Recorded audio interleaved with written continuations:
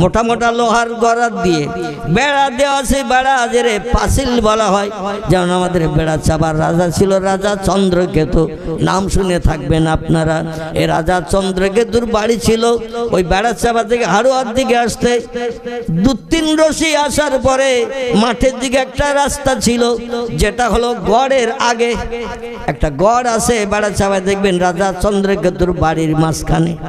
ঠিক এইভাবে গড়, এইভাবে গড়, পশ্চিম থেকে পূর্ব আবার দক্ষিণ থেকে উত্তরের দিকে বেশ একটা গড় আছে। মাঝ পজিশনে ছিল রাজা চন্দ্রকেতুর বিশাল রাজবাড়ি, যিনি দেবালয়ের রাজা ছিলেন।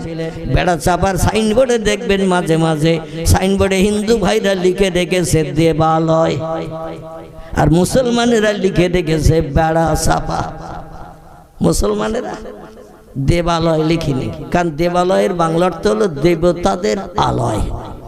ওইখানে ছিল রাজা চন্দ্রকেতুর প্রতিমার ঘর।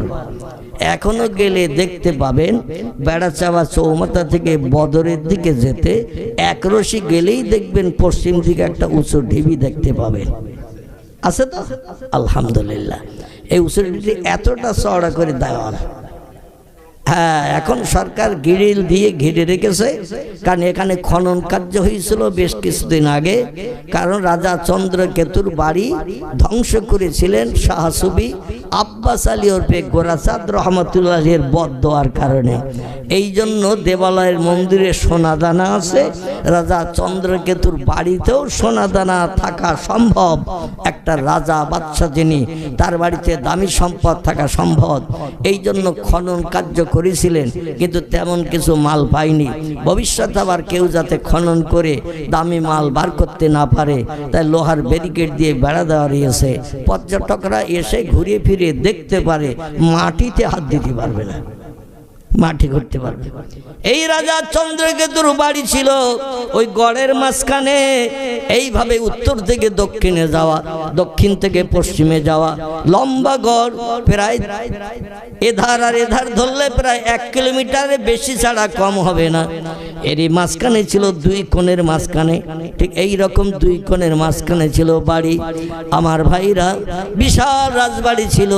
এই রাজবাড়ির চতুর্দিকে লোহার ব্যারিকেডের গ্রিল দিয়ে বেড়া দেওয়া ছিল।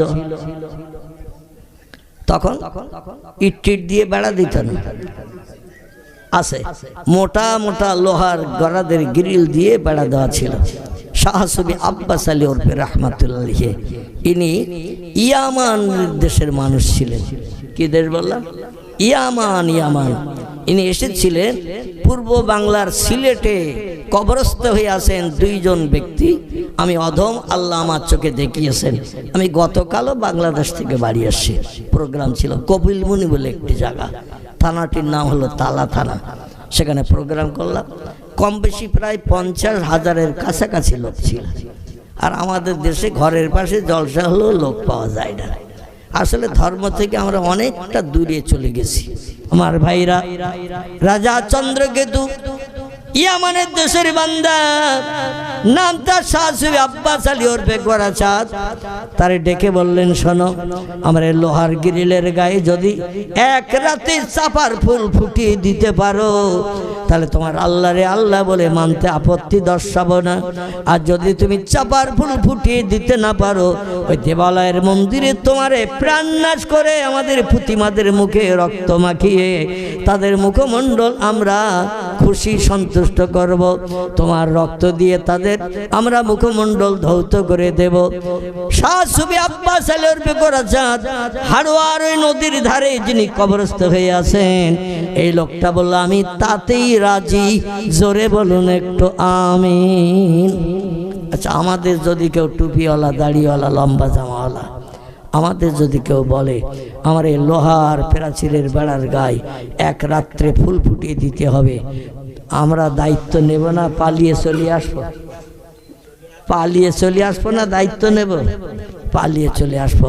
নবী বলছেন, মান কানা লিল্লাহ, যে লোকটি আল্লাহর আপন হয়ে যায়, কানা আল্লাহু লাহু, আল্লাহ তার আপন হয়ে যায়। জোরে বলুন একটু সুবহানাল্লাহ।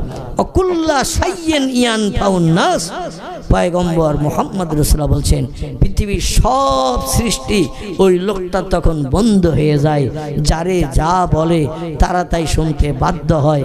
শর্ত হলো বান্দাকে একটু আল্লাহর আপন হতে হবে। আমরা তো আপন হয়ে আছি মেম্বারের, আপন হয়ে আছি প্রধানের, আপন হয়ে আছে এমএলএর, আপন হয়ে আছে এলাকার মোড়লের, আপন হয়ে আছে এলাকার 1400 গুন্ডাদের, যাতে আমার ক্ষতি না করে। তাই মাঝে মাঝে চায়ের দোকানে 2 কাপ চাও খাওয়াই। ঠিক বললাম না ভুল বললাম? মাঝে মাঝে 70 উঁচু পিড়া, 70 উঁচু পিড়ে তারে 2 কাপ চাও খাইয়ে ঠান্ডা করি, যাতে আমার কোনো ক্ষতি টতি না করে। আল্লাহর উপরে তাক্কাল ভরসা আমাদের নাই। উনি বললেন ইনশাআল্লাহ আপনি যে দায়িত্ব দিয়েছেন আগামীকাল সকাল হতে না হতে আমি দায়িত্ব পালন করে আপনাকে খুশি করব। রাজা চন্দ্রকেতু বেড়াচাপা দেবালয়ের রাজা, উনি বললেন যদি দেখাতে পারো আমার প্রাচীরের বেড়ার গায়ে চাপার ফুল, আমি এই ধর্ম পরিত্যাগ করে ইসলাম গ্রহণ করব। রাত 12টা 12:30 বেজে গেছে। রাজা চন্দ্রকেতুর বাড়ি থেকে হাড়োয়া, যে মেন রোড বেড়াচাপা থেকে হাড়োয়া রোড, এই রোডটা তখন 3-4 রশির মতো রাস্তা ছিল, 3-4 রশি। বাড়িটা ছিল মাঠের মাঝখানে, সেখানে এখন একটু গাড়া গর্ত মতো হয়ে নিচু জায়গা। এইখানে আল্লাহর ওলি ব্যক্তির বদদোয়ার কারণে বাড়ি, বেড়াচাপার মন্দির সব মাটির তলায় তলিয়ে গিয়েছিল। জোরে বলুন সুবহানাল্লাহ। আল্লাহ মাটির তলায় গারদগিরি করে দিয়ে দিয়েছিলেন। রাত 12টা 12:30টার সময় হজরতে শাহ সুফি আব্বাস আলী ওরফে গোরাচাঁদ রহমতুল্লাহ আলাইহি রাজা চন্দ্রকেতুর সঙ্গে সন্ধ্যার সময় কথা বলে ওনার বাড়ি থেকে বেরিয়ে রাস্তার একটু কাছাকাছি একটা বড় বট গাছ ছিল। বট গাছ রাস্তার ধারে এখনো দেখা যায় না, অশ্বত্থ গাছ বট গাছ থাকেই না, একটা বট গাছ ছিল। ওই বট গাছের গায়ে হেলান দিয়ে নিশ্চিন্তে একটু ঘুমাচ্ছেন, কারণ দুশ্চিন্তায় ঘুম হয় না, রাত জেগে জেগে কাজ হয় না। এলাকার নেতা যারা তাদের বশ করতে পারলে জনগণ বশ হবে। এটা ছিল নবীদের চরিত্র, ওলিদের চরিত্র। জোরে বলুন সুবহানাল্লাহ। আর আমরা সাধারণ মানুষের কাছে কলেমার দাওয়াত দিতে যাই, আর ওনারা কলেমার দাওয়াত দিতেন এলাকার জনগণের নেতা যারা। নেতা যদি বশ মানে জনগণ বশ মানতে দেরি করবে না। এই চিন্তা ভাবনা করে গাছের গায়ে হেলান দিয়ে একটু চিন্তামুক্ত হয়ে একটু তন্দ্রাভিভূত ভাব, হঠাৎ করে রাজা চন্দ্রকেতু রাজদরবার থেকে লোক পাঠিয়ে দিলেন, সে ফকিরটা পালিয়ে চলে গেছে না, আসে একটু দেখে আইতো। লোকজন বাড়ি থেকে বেরিয়ে রাজদরবার থেকে বাইরের দিকে যেয়ে রাস্তার কাছাকাছি যেয়ে দেখে বট গাছের গায়ে হেলান দিয়ে একটু নাকের আওয়াজ তুলে ঘুমাচ্ছে। জোরে বলুন একটু সুবহানাল্লাহ। তো লোকজন এই দৃশ্য দেখে রাজা চন্দ্রকেতুর রাজবাড়িতে ফিরে এসে বলছেন উনি কোথাও পালিয়ে যান নাই, ওই বড় বট বৃক্ষ আছে, ওই বট গাছের গায়ে হেলান দিয়ে রাত জেগে জেগে থাকেন, আল্লাহর ইবাদত বন্দেগী করেন, ঘুম হারাম করেছেন, তা আজকে একটু স্বস্তির ঘুম ঘুমাচ্ছে। নাকের আওয়াজও ফোঁস করে আওয়াজ হচ্ছে। অনেকে রাতের বেলা ঘুমালে নাকের শব্দ হয় না, অনেকের হয় কি না, এইরকম একটু শব্দ হচ্ছে নাকের। বলছে উনি কাল ঘুমাচ্ছেন। রাজা চন্দ্রকেতু বলল ঠিক আছে, সকালবেলা পাওয়া যাবে তো, দেবালয়ে ওরে মার্ডার করব, প্রাণনাশ করব, মন্দিরে প্রতিমাদের সন্তুষ্ট খুশি করব, ওর রক্ত মাখিয়ে দেব, কারণ আমাদের ধর্মের বিরুদ্ধে মন্তব্য করছে, আলোচনা করছে। রাখে আল্লাহ, মারে কে? মারে আল্লাহ, রাখে কে? রাত 1টা-1:30টার দিকে ইলহাম হয়ে গেল, ইয়া আব্দি, ও আমার বান্দা ইয়ামানের অধিবাসী আব্বাস আলী ওরফে গোরাচাঁদ। চেহারা দেখতে খুব সৌন্দর্যমণ্ডিত ছিল, তাই হিন্দু ভাইরা তারে গোরা গোরা বলে ডাকতো। রাতের বেলা আকাশে চাঁদ উঠলে যেমন সুন্দর দেখায়, ওনার চেহারা ওই রকম সুন্দর দৃশ্যধারী ছিল, তাই গোরা বলতো গোরা। আমার ভাইরা, আল্লাহর ইলহাম হয়ে গেল, আমার বান্দা তুমি যে ওয়াদা করে এসেছো, তোমার ওয়াদা পূর্ণের দায়িত্ব আমার কাঁধে দিয়েছো। এই জন্য আমি আল্লাহ ওর বেড়ার গায়ে পুরোটা চাপার ফুল চতুর্দিকে ফুটিয়ে দিয়েছি। এই রাতের বেলায় তত্ত্ব দিয়ে এসো, যাতে নিশ্চিন্ত মনে বাকি রাতটা ঘুমায়। আল্লাহর ওলি শাহ সুফি আব্বাস আলী রাজ দরবারের গেটের পাশে থাকে, দরওয়ানেরা 2 পাশে বসা, গেট লাগানো, তালা লাগানো। ডেকে বলছেন ও দরওয়ান ভাই, ও দরওয়ান ভাই। দুবার পাঁচবার ডাক দেওয়ার পরে দরওয়ানদের ঘুম ভেঙে গেল। বলছে, কে তুমি? মানান্তাম ইসমুকা, আরবি ভাষা। কে তুমি, তোমার নাম কি? উনি বলছেন, আমি সেই ফকির গোরা চাঁদ।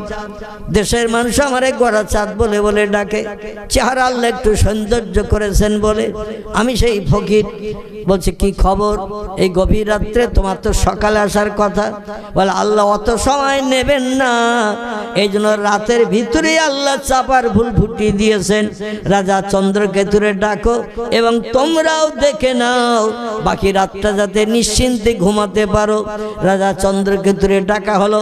দরওয়ান যে ডাকলো, এ মালিক, এ দেশের বাদশা, আর ঘুমাবেন না, উঠে পড়ুন। বলে, কি খবর? এখনো তো রাত গভীর। বলে, সেই ফকির বেড়ার গায়ে চাপার ফুল ফুটিয়ে দিয়ে দিয়েছেন, আমাদেরও দেখিয়েছেন, আপনাকেও দেখার জন্য অনুরোধ করেছেন। রাজা চন্দ্রকেতু বেরিয়ে এসে দেখে আলোকলতা। চেনেন আলোকলতা? হলুদ সুতার মতো গাছ, কুল গাছের মাথায় থাকে, বাঁশবনের ঝাড়ে থাকে, ফেনা সেজির ঝাড়ে থাকে। দেখেছেন আপনারা? আলোকলতা বলে যারে। এর কিন্তু গোড়া মাটিতে থাকে না। আলোকলতার গোড়া মাটিতে থাকে না, মাটির কোনো কানেকশন লাগে না। যে গাছেই থাকে ওই গাছের রস টেনে টেনে খায়। গাছের ডাল মরে যায় কিন্তু ওদের মরণ নাই। আম গাছে চিনের ডাল দেখেছেন? চিনের ডাল হয় না? এই কিন্তু পর গাছা বলে রে, এই যে গাছে হয় সে গাছের ডালের মাথাটা খেয়ে নেয়, ওই বাড়ে কিন্তু গাছের পাতা ডগা বাড়ে না। মানে যে গাছে থাকে সে গাছের ডগাটাই খেয়ে নেয়। আলোকলতার মতো চাপার পাতার ফুল পুঁথি পাতার গোড়ায় গোড়ায় একটা ওই লোহার গ্রিলের পাঁচিলে এমন করে পেঁচিয়ে পেঁচিয়ে পেঁচিয়ে পেঁচিয়ে পুরো চতুর্দিকে রাজবাড়ির চতুর্দিকে এইভাবে চাপার ফুল ফুটি সৌন্দর্য মণ্ডিত করলেন।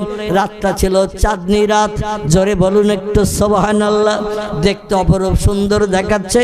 রাজা চন্দ্রকেতু বললেন, দেখে নেন, সকাল পর্যন্ত কে বাঁচে কে মরে এখন আমার আল্লাহ বানিয়ে দিয়েছেন। ইন্নাল্লাহা আলা কুল্লি শাইইন কাদির। আল্লাহ হলেন সব শক্তির ঊর্ধ্বে, এজন্য আল্লাহর কোনো কাজ করতে সময় লাগে না। ইন্নামা আমরুহু ইজা আরাদা শাইয়ান আইয়াকুলা লাহু কুন ফায়াকুন। জোরে বলুন একটু আল্লাহু আকবার। কোরআন শরীফের সূরা ইয়াসিনের একেবারে শেষ আয়াতের আগের আয়াত, কোরআনের 22 পারার শেষে আল্লাহ একটি সূরা কোট করেছেন। সূরাটির নাম হলো সূরাতুল ইয়াসিন। এই সূরা ইয়াসিনের শেষ আয়াতের আগের আয়াত আল্লাহ বলেন, ইন্নামা আমরুহু ইজা আরাদা শাইয়ান আইয়াকুলা লাহু কুন ফায়াকুন। ও বিশ্ববাসী তোমরা শোনো, আমি আল্লাহ যখন কোনো কিছু ইরাদা করি, ইচ্ছা প্রকাশ করি, কিছু তৈরি বানানোর ইচ্ছা করি, আইয়াকুলা লাহু, আমার জবান দিয়ে শুধু একটু বলি কুন হ ফায়াকুন, সঙ্গে সঙ্গে সেটা হয়ে যায়। আমার কোনো কিছু বানাতে তৈরি করতে 1 সেকেন্ডের জায়গায় 2 সেকেন্ড সময় কোনোদিন লাগেনি এবং ভবিষ্যতে লাগবে না। আমি শুধু বলি হ, সঙ্গে সঙ্গে হয়ে যায়। সেই পাওয়ারফুল স্রষ্টা আমি। রাজা চন্দ্রকেতু বলল, ফকির কি জাদু টাদু করেছো বুঝি না, কাল সকাল না হলে তোমার এই তথ্য আমরা মেনে নেব না। উনি বসে থাকলেন সারা রাত। সেখানে সকাল হয়ে গেল। রাজা চন্দ্রকেতুর বাড়ির লোকজন উঠে গেল, দেখে চাপার ফুল সব বেড়ায়, পুঁথি পাতার গোড়ায় গোড়ায় ফুটে গেছে।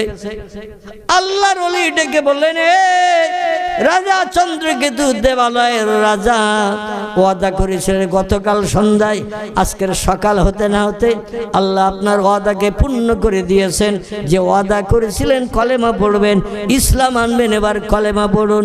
রাজা চন্দ্রকেতু বলল, ঢেড়ের আশীর্বাদে বিল শুকাবে না, মাছও মরবে না, তুমি চাপার ফুল ফুটিয়েছে বলে তোমার আল্লাহর কলেমা পড়ব না।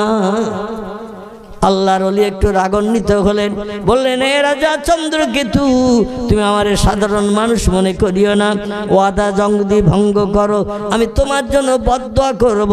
রাজা চন্দ্রকেতু বলল, কত লোক কত কথা বলে, কোনো কথার বাস্তব মর্যাদা অনেক ব্যক্তি দিতে পারে না, কি বদদোয়া তুমি করবে করো। হুজুর আল্লাহর কাছে হাত তুলে দোয়া করলেন, আল্লাহ রাজা চন্দ্রকেতুর বাড়ি জমিনের তলায় গারদগিরি করো, দেওয়ালয়ের মন্দির যেখানে আমার প্রাণ নাশ করে আমার রক্ত দিয়ে প্রতিমাদের মুখমণ্ডল এমন করে রঙিন করবে, আল্লাহ দেওয়ালয়ের মন্দিরটাও তুমি মাটির নিচে গারদগিরি করে দাও।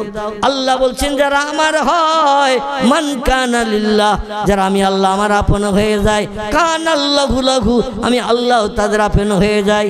নবীরা দোয়া করলে আল্লাহর দরবারে যেমন বিদ্যুতের মতো কবুল হয়েছে, ওলিরাও দোয়া করলে আল্লাহর দরবারে তেমন বিদ্যুতের মতো কবুল হয়েছে এবং কিয়ামত পর্যন্ত হবে। তবে সেই ওলি এখন খুঁজে পাওয়া মুশকিল। ঠিক বললাম না ভুল বললাম? আল্লাহ পাক এই জন্য আসমানি গজব তসবির দানার নাই আমাদের উপরে এখন নিক্ষেপ করতে শুরু করেছে। রসুল বলছেন হাল্লা বেহাল বালা, মানুষ আমার উম্মতরা যেদিন মুয়াজ্জিনের আজানে কান দেবে না, মসজিদে জামাতে শরীক হবে না, রমজানের রোজা রাখবে না, সকাল সন্ধ্যা কোরআন তেলাওয়াত করবে না, রাস্তাঘাটে চলতে যে আল্লাহর নামে জপ জিকির সুবহানাল্লাহ আলহামদুলিল্লাহ লা ইলাহা ইল্লাল্লাহ পড়বে না, হাল্লা বেহাল বালা। একটা তসবির দানা বলেন, তসবি 100 দানা থাকে না তসবিতে? আচ্ছা, একদিকে যদি একটা সুতো কেটে আর একটা মুখ উঁচু করে ধরা হয়, ও দানাগুলো সব সুতোয় থাকবে তো নাকি? একটা মাথা উঁচু করে ধরেছেন আর একটা মাথা সুতো কেটে তলায় ঝুলিয়ে দিয়েছেন, দানাগুলো থাকবে তো ওতে সুতায়? এই দানাগুলো যেমন টপ টপ করে পড়ে যাবে, রসুল বলছেন ওই রকম আল্লাহর আসমানি গজব আমার উম্মতের উপরে নিক্ষিপ্ত হবে। তার কারণ হলো পয়গম্বর 1450 বছর আগে তত্ত্ব দিয়েছেন, কথাটা না বলেও পাচ্ছি না, এসে গেল তাই। তারপরে নিয়ে যাও আমি যেখান থেকে সেরে এসেছি, ওই বেড়া চাপা মনে আছে তো? হ্যাঁ, ওখানে নিয়ে যাব। নবী বলছেন ওয়ান সাবিনাতা ক্বালা সামিতু রাসূলুল্লাহ সাল্লাল্লাহু আলাইহি ওয়াসাল্লাম ইয়াকুলু খিলাফাতা সালাসুনা সানাতান সুম্মা ইয়াকুনু মুলকান ওয়ামসিক খিলাফাতা আবি বকরিন সানাতাইনে ওমরা আশারাতা ওসমান ইসনাতা আশারাতা ওয়ালিয়ান সিত্তাতা রাওয়াহু আবু দাউদ ওয়া তিরমিজি। ইমাম আবু ঈসা তিরমিজি রাহমাতুল্লাহ আলাইহি, ইমাম আবু দাউদ রাহমাতুল্লাহ আলাইহি দুইজন একই হাদিস ওনাদের কিতাবে লিপিবদ্ধ করেছেন। হাদিসটা পাকা না নরম, হাদিসটা কাঁচা না পাকা? দুই হাদিসের কিতাবে একই হাদিস লেখা। এই হাদিসটা হলো পাকা হাদিস, কড়া হাদিস। এ নিয়ে কেউ শকসভা সন্দেহ করতে পারবে না, কারণ দুটি কিতাবে লেখা। নবী পাক সাল্লাল্লাহু আলাইহি সাল্লাম হায়াতে জিন্দেগিতে মসজিদে নববীতে বসে একদিন মেহরাবে বসে নামাজ আনতে খুতবা দিচ্ছেন। আজকের যেমন এই রাস্তার উপরে দোকানের সামনে জলসা হচ্ছে, আল্লাহ নবী প্রতিদিন মসজিদে নববীতে ইমামতি করে 5 ওয়াক্ত নামাজ পড়িয়েছেন, একটানা 10 বছর। ক বছর? একটানা 10 বছর নবী মসজিদে নববীতে ইমাম হয়ে নামাজ পড়িয়েছেন। নবীজির জীবনে টোটাল জীবনে 17 ওয়াক্ত নামাজ তিনি জামাতে আদায় করতে পারেননি। কত ওয়াক্ত বললাম? 17 ওয়াক্ত নামাজ নবী জামাতে আদায় করতে পারেননি। তার কারণ হলো তিনি মৃত্যুর শয্যায় শায়িত হলেন যখন মাইশাতুল হুমায়রার ঘরে। মাঝে মাঝে রোগ যন্ত্রণায় আল্লাহর পয়গম্বর বেহুশ হয়ে যাচ্ছিলেন। বেহুশ যখন হয়ে যাচ্ছিলেন 1 ঘন্টা 2 ঘন্টা 3 ঘন্টা 4 ঘন্টা পর্যন্ত রসুল বেহুশ হয়ে পড়েছিলেন মাইশার ঘরে। জোরে বলুন একটু নাউজুবিল্লাহ। আল্লাহ নবী বলছেন ইজা জা সাকারাতুল মাউত হাক্কুন, ও পৃথিবীর উম্মতি মুহাম্মাদি তোমরা শোনো, মৃত্যুর যন্ত্রণা মৃত্যুর কষ্ট হলো সত্য। কারণ আল্লাহ যদি মৃত্যুর কষ্ট কাউকে না দিতে চাইতেন তাহলে আমি মুহাম্মদ রাসূলুল্লাহ আমার মরণের সময় আমার মৃত্যু কষ্ট দিতেন না। কারণ আল্লাহর যত কিছু কাজ, কোরআন হলো অচলমান। কোরআন যেখানে রাখবেন সেখানে থাকবে। কোরআন হেঁটে কোনোদিন কোথাও যায়? কথা বলে? কোরআন হেঁটে কোনোদিন কোথাও যায় না। নিজের উদ্দেশ্য পূরণের জন্য কোথাও অবস্থান করে আরেক জায়গায় অবস্থান করে। কোরআন যেখানে রাখা সেখানে থাকে। কোরআন হলো অচলমান, চলমান কোরআন হলো আল্লাহর পয়গম্বর মুহাম্মাদুর রাসূলুল্লাহ। চিল্লায় বলুন একটু সুবহানাল্লাহ। কোরআন হলো অচলমান, যেখানে রাখবেন সেখানে থাকবে। আর চলমান কোরআনের নাম হলো মুহাম্মাদুর রাসূলুল্লাহ। মাইশাকে একদিন জিজ্ঞাসাবাদ করলো, এই ইয়ামানের দেশ থেকে কিছু মানুষ এসে যে ইয়ামানের কথা বলতে যে এখানে চলে এসেছে। আমার ভাইরা, ওই ইয়ামানের মানুষেরা পয়গম্বর মুহাম্মদ রাসূলকে দেখতে আসলো ইয়ামান থেকে মদিনায়। টুক করে তথ্যটা দিয়ে নেই, তারপরে যেখানে ছেড়ে এসেছে সেখানে চলে যাব ইনশাআল্লাহ। এসে বলছেন, আইনা মুহাম্মদ রাসূলুল্লাহ, আইনা মুহাম্মদ ইবনে আব্দুল্লাহ। মক্কার অধিবাসী আব্দুল্লাহর বেটা মুহাম্মদ এই মদিনায় কোথায় আছে? ও মদিনার রাস্তার মানুষেরা, বাজারের মানুষেরা, আমাদের একটু বলে দাও, পরিচয় দাও। আমরা মুহাম্মদের সঙ্গে সাক্ষাৎ করতে ইয়ামান দেশ থেকে এসেছি। তারা বলল, দুর্ভাগ্য তোমাদের, আল্লাহর নবী আজ 6 দিন ইন্তেকাল করেছেন। আজ যাই কাল যাই, আজ যাই কাল যাই, এই করে তারা সময় ঠেলতে ঠেলতে ঠেলতে ঠেলতে এমন এক সময় এসেছে মদিনায়, নবী তখন কবরস্থ হয়েছেন 3 দিন। কদিন বললাম? 3 দিন। নবী মারা গেছেন তাহলে কদিন? 6 দিন। রসুল সোমবারে মারা গেছেন, বুধবারে সন্ধ্যায় কিংবা সন্ধ্যার আগে রসুলকে কবরস্থ করা হয়েছে। মানে সোম গেল, মঙ্গল গেল, বুধ, এরপরে আর 3 দিন গেল, তাহলে 3 আর 3 6। এই 6 দিনের মাথায় এসেছে ইয়ামানের 5-7 জন তৌরিত পড়া লোক, জব্বুর পড়া লোক, ইঞ্জিল পড়া লোক, সাহিত্য রচনা করা লোক, কবিতা লেখা লোক, উচ্চ শিক্ষিত মানুষ এসেছে। মুহাম্মদ নামের একজন ব্যক্তি, সে মদিনার দেশে নতুন ধর্ম প্রচার করছে। ধর্মটির নাম হল ইসলাম। ইসলাম ধর্মের মানুষেরা নাকি মদিনায় খুব সুখী, মদিনায় খুব খুশি, সংসার জীবনে তারা খুব সন্তুষ্ট এবং পরকালের চিন্তা ভাবনায় তারা বিভোর। আল্লাহর রহমত তাদের উপরে দৈনন্দিন বর্ষিত হয়। মুহাম্মদ কেমন লোক একটু দেখব, তার মুখে ইসলাম সম্পর্কে একটু জানবো, তারপরে প্রয়োজন হলে আমরা ইহুদি আর থাকবো না, খ্রিস্টান আর থাকবো না, আমরা কলেমা পড়ে মুসলমান হয়ে আমার দেশে আবার ফিরিয়ে আসবো। জোরে বলা যাবে না একটু সুবহানাল্লাহ? কলেমা পড়বে বলেছে, এতে সুবহানাল্লাহ আমাদের বলা কর্তব্য আছে কি না? আছে। এসে খবর শুনছেন মুহাম্মদ রাসূলুল্লাহ 3 দিন কবরস্থ হয়েছেন, ইন্তেকাল করেছেন 6 দিন আগে। 3 দিনের মাথায় সন্ধ্যার সময় কিংবা আসরের নামাজ বাদ আবার কোন বর্ণনাকারী সিরাত নবী, সিরাতে হালাবিয়া, আসাহুস সিয়ার, সিরাত ইবনে হিশাম, বিশ্ববিখ্যাত বিশ্ব নবীর জীবনী গ্রন্থে লেখকেরা 2 রকম মন্তব্য করেছেন। কেউ বলেছেন মাগরিবের আগে, কেউ বলেছেন মাগরিবের পর। যাই হোক, এই মাগরিবের সময় কিংবা মাগরিবের আগে পয়গম্বরকে কবরস্থ করা হয়েছে। 3 দিন হয়ে গেছে। ওদের বলা হলো, আমাদের প্রাণের নবী মা আয়েশাতুল হুমায়রার স্বামী আল্লাহর নবীকার দেখার সুযোগ হবে না। 3 দিন আগে যদি আসতে মরা চেহারাটাও দেখার সুযোগ পেতে, কিন্তু তোমরা 6 দিন আগে যদি আসতে বাস্তব নবীকে চোখে দেখার সুযোগ পেতেন, যিনি ছিলেন তাম পৃথিবীতে বিশ্ব সুন্দর। কি সুন্দর! বিশ্ব নবীর চেহারা থেকে আল্লাহ বিশ্ব সুন্দর করে পৃথিবীতে পাঠিয়েছিলেন। পৃথিবীতে 2 জন পুরুষ বিশ্ব সুন্দর হয়েছেন। একজন পুরুষের নাম ইয়াকুব নবীর বেটা, ছোট ছেলে, আমার ভাইয়ের 11 নম্বরের ছেলে, নাম হলো তার ইউসুফ। আর একজন হলেন বিশ্ব সুন্দর, তিনি হলেন আব্দুল্লাহর বেটা, মামিনার উদরের নয়নের মণি, নাম হলো তার মুহাম্মাদুর রাসূলুল্লাহ। বিশ্ব সুন্দর চেহারা দেখার সুযোগ পেতে আমাদের প্রত্যেকের নাকের মাঝখানে এই জায়গাটা ফাঁকা না কালো ভুরু দিয়ে জোড়া?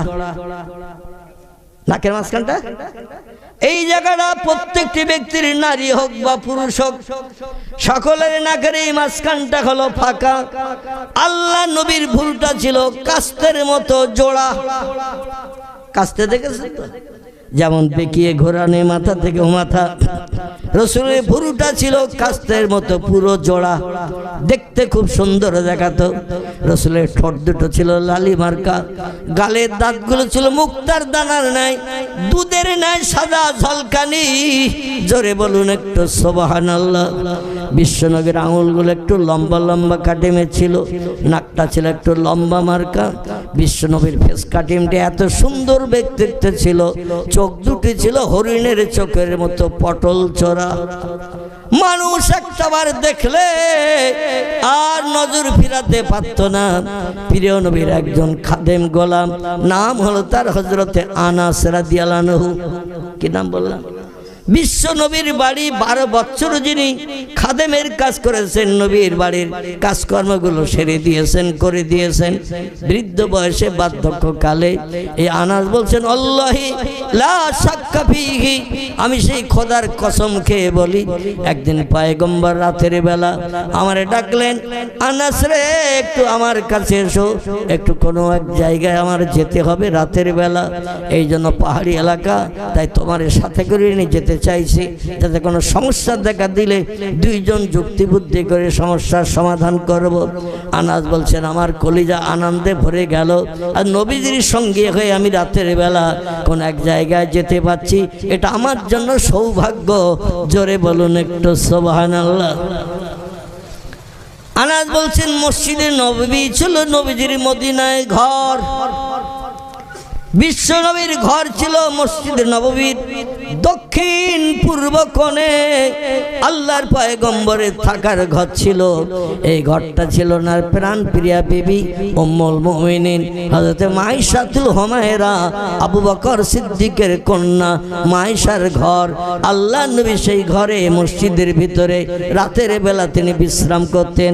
এছাড়াও আরো 8 জন নারীর সঙ্গে বিশ্ব নবীর প্রণয় ছিল মদিনার দেশে। তবে তাদের ঘরগুলো মসজিদ নববী থেকে 2-4 রশি দূরে দূরে বানানো ছিল। বিবিদের ঘরগুলো এমন বানানো ছিল, একটু গাড়িটা ছেড়ে দেন, কারণ হড়হড় করতেছে, কথা বলতে অসুবিধা, আপনাদের শুনতে অসুবিধা, একটু গাড়িটা পাস করে যাওয়ার সুযোগ করে দিয়ে দেন। একটু দরুদ শরীফ পড়ে নেন। আল্লাহুম্মা সাল্লি আলা মাওলানা মুহাম্মদ ওয়া আলা আলি সাইয়্যিদিনা মাওলানা। কাজ করিতে গেলেন নবী, কাজ করিতে গেলেন নবী, মা খাদিজার বাসায়। রসুল প্রেমে মুগ্ধা হলেন, পরকালের আশায়। আল্লাহুম্মা সাল্লি আলা সাইয়্যিদিনা মাওলানা ওয়া আলা আলি সাইয়্যিদিনা মাওলানা মুহাম্মদ। আসলে নবীকে আমরা স্বপ্ন যোগে দেখতে চাই না। কত প্রেমিকারে স্বপ্ন দেখলে কলিজা ঠান্ডা হয়, নবীর দেখে কি লাভ হবে ভাই, এই চিন্তা আমরা নবীর স্বপ্ন দেখার, পরকালে আমরা নবীরে নিয়ে আল্লাহর জান্নাতে যাব, এই চিন্তা ভাবনা আমাদের মগজে নাই। ওটা যেদিন স্টেজে বসবো সেদিন বলে দেবেন, আমি ওই নিয়ে শুরু করবো। এখন যেটা বলছি সেটা শোনেন, সময় সুযোগ শেষে থাকলে বলে দেব। আর নইলে আমার ক্যাসেট শুনবে, ক্যাসেটে সাপের গল্প, ঈসা নবী জমানার সাপ নবীরে গাড়ে সুরের গুহায় পায়ে কামড় দিয়েছিল আবু বকরে, ও গল্প শুনতে পাবেন। আমার ক্যাসেট ফলো করবেন, মোবাইলে শত শত ক্যাসেট আমার আছে। এই দেখছি না কতটা এসেছে, দেখতেছেন তো, অন্য বক্তা আসলে এতটা এইসব টেকাটি আসে না। আমি যেখানে যাই এরা সব পাগলের মতো ছুটে যায়। কোথায় বজবজ, কোথায় সে কাকদি, কোথায় হাওড়া জেলার বড়গাছিয়া, এরা খবর পেলেই ছুটে যায়। কোথায় নদিয়া, মুর্শিদাবাদ, ওরা কিছু মনে করে না। আপনারা বাড়ির পাশ থেকে আসতে তাই ভয় পাচ্ছেন, আর এরা 50, 60, 100 কিলোমিটার দূরে মোটর সাইকেল হু করে কোথায় সেই দাঁতপুর বর্ধমান জেলার শুরু, সেখানে চলে যায় এরা ওয়াজ শুনতে। যাই এদের মোবাইলের সার্চ করবে, আপনাদের মোবাইল থাকে ওদের কাছ থেকে তুলে নেবেন, সাপের গল্প শুনতে পারবেন। আমি যেটা বলছি সেটা শুনুন, কি অসুবিধা হচ্ছে আপনাদের? আর যদি শেষে সময় পাই আপনার কলিজা ঠান্ডা করবে ইনশাল্লাহ। তো অতদূর আজকে যাওয়া সম্ভব হবে না বলে মনে হচ্ছে না, কারণ ডালপালা অনেক বেরিয়ে গেছে। ঠিক বললাম, ডালপালা বেরিয়ে গেছে অনেক। এই জন্য এই ডালপালাগুলো সব গটিয়ে আনতে আমার কতটা সময় লাগবে বুঝতে পারছি না। আমার ভাইরা, যেটা আমি আপনাদের কাছে বলতে চাইছিলাম, এই ভারতবর্ষের উত্তর ভারতের দোবাসের বিখ্যাত মন্দিরের পূজারীর কথা একটু না বললে পাচ্ছি না। আপনাদের দরুদ শরীফের ভাব দেখে আমার একটু মগজে আসলো তথ্যটা। 1984 সালের কথা। কত সাল বললাম? 1984 সালের এপ্রিল মাসের 10 তারিখ। 1984 সালের এপ্রিল মাসের 10 তারিখ একটি ঘটনার কথা একটুখানি বলি, তাহলে দরুদের মহব্বত আশা রাখে একটু বাড়বে বলে মনে হয়। নবীর মহব্বতে দরুদ পড়লে লস হবে না, লাভ হবে। লোকটির নাম ছিল ডক্টর শিব শক্তি স্বরূপজি। কি নাম বললাম? লোকটির নাম ছিল ডক্টর শিব শক্তি স্বরূপজি, যিনি অক্সফোর্ড বিশ্ববিদ্যালয় থেকে ফার্স্ট ক্লাস ডিগ্রি অর্জন করেছিলেন। এছাড়া বেদের পুরো জ্ঞান রাখতেন, পুরাণের পুরো জ্ঞান রাখতেন, গীতার পুরো জ্ঞান রাখতেন, ভগবতের পুরো জ্ঞান রাখতেন, রামায়ণের পুরো জ্ঞান রাখতেন, মহাভারতের পুরো জ্ঞান রাখতেন। আমাদের কোরআন শরীফের শুরু থেকে শেষ পর্যন্ত পড়িয়ে মানে বলে দিতে পারতেন। তাহলে লোকটা মূর্খ তো নাকি?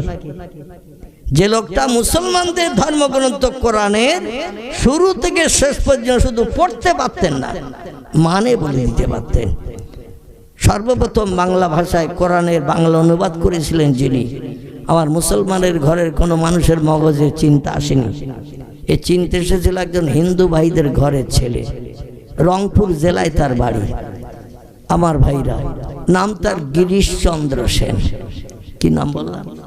গিরিশচন্দ্র সেন প্রথম কোরআন আরবি ভাষা বাংলায় অনুবাদ করে মানুষের মগজ সাফ করার চিন্তা ভাবনা নিয়েছিল।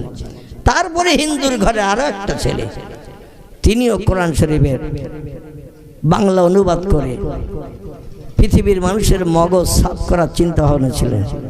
আচার্য বিনয়া ভাবে তার নাম। কি নাম বললাম? আচার্য বিনয়া ভাবে তার নাম। তিনি কোরআনের বাংলা অনুবাদ করেছেন। তারপরে মুসলমানরা অনেক অনেক পরে কোরআন শরীফের বাংলা অনুবাদ করে মানুষের ঘরে পৌঁছে দিয়েছেন। হিন্দু ভাইরা আগে চেষ্টা চালিয়েছেন। যাই হোক, এই হিন্দুর ঘরের ছেলেটি নাম তার ডক্টর শিব শক্তি স্বরূপজি। এই এখানে কে গল্প করছে? কে ভাই? একটু দূরে যেতে হবে ভাই। আপনার যদি ওইভাবে গল্প করেন একটু দূরে যান, অত দূরসী দূর। আপনাদের কণ্ঠের আওয়াজ আমার কানে আসলে লাইনচ্যুত হয়ে যাবো আমি। আর নইলে এখানে এসে আপনি বলেন, আমরা শুনি যা গল্প করছেন, এখানে এসে বলেন, আমরা সবাই শুনি। বেয়াদবি নেবেন না। আপনি যেভাবে কথা বলছেন আমার লাইন খেয়ে হারিয়ে যাচ্ছে।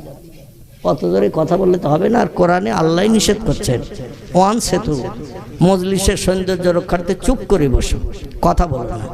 কারণ কোরআনের আলোচনার এখানে কথা বললে আল্লাহ খুশি হবে না খুশি হবে? সওয়াব হবে না পাপ হবে? পাপ হবে। এতটুকু জ্ঞানও আমাদের ভিতরে নাই যে কোরআন তেলাওয়াত হচ্ছে, সেখানে আমি কথা বলছি, এখানে যে সওয়াব হবে না পাপ হবে, এতটুকু জ্ঞানও আমাদের মগজে নাই। যার কারণে হাট পাকিয়ে দিয়েছে আশেপাশে, নাউজুবিল্লাহ। এই লোকটি উচ্চ শিক্ষিত হওয়ার কারণে উত্তর ভারতের দোবাসের বিখ্যাত মন্দির, যে মন্দিরটি 350 বিঘে জমি এরিয়া করে যত ফসল হয় 350 বিঘে জমির ফসল ওই ব্রাহ্মণের পকেটে জুটে যায়। যিনি বিভিন্ন ধর্মগ্রন্থের জ্ঞানী পণ্ডিত, বেদের পণ্ডিত, পুরাণের পণ্ডিত, গীতার পণ্ডিত, ভগবতের পণ্ডিত, রামায়ণের পণ্ডিত, মহাভারতের পণ্ডিত এবং কোরআন শরীফেরও পণ্ডিত, বাইবেলেরও পণ্ডিত। এই লোকটাকে উত্তর ভারতের দোবাসের বিখ্যাত মন্দিরের প্রথম প্রধান পূজারী বানানো হয়েছিল 1980-র দশকে। কত বললাম? 1980-র দশকে। টুক করে একটু তথ্যটা শুনে নেন তো। ভারতবর্ষের সেই যুগে 100 কোটির মতো হিন্দু, জৈন, শিখ, বৌদ্ধ চৈতন্যরা তাকে ভগবানের অবতার, কলির কলকি মহামানব হিসাবে মর্যাদা দিয়েছিল। খুব উচ্চ শিক্ষিত হওয়ার কারণে মন্দিরটা 120 বিঘা জমি এরিয়া করে বাউন্ডারি করে ঘেরা। কতটা বললাম? 120 বিঘা জমি এরিয়া করে বাউন্ডারি করে মন্দিরটা ঘেরা। এই মন্দিরটা আছে এই 120 বিঘা জমির মাঝখানে।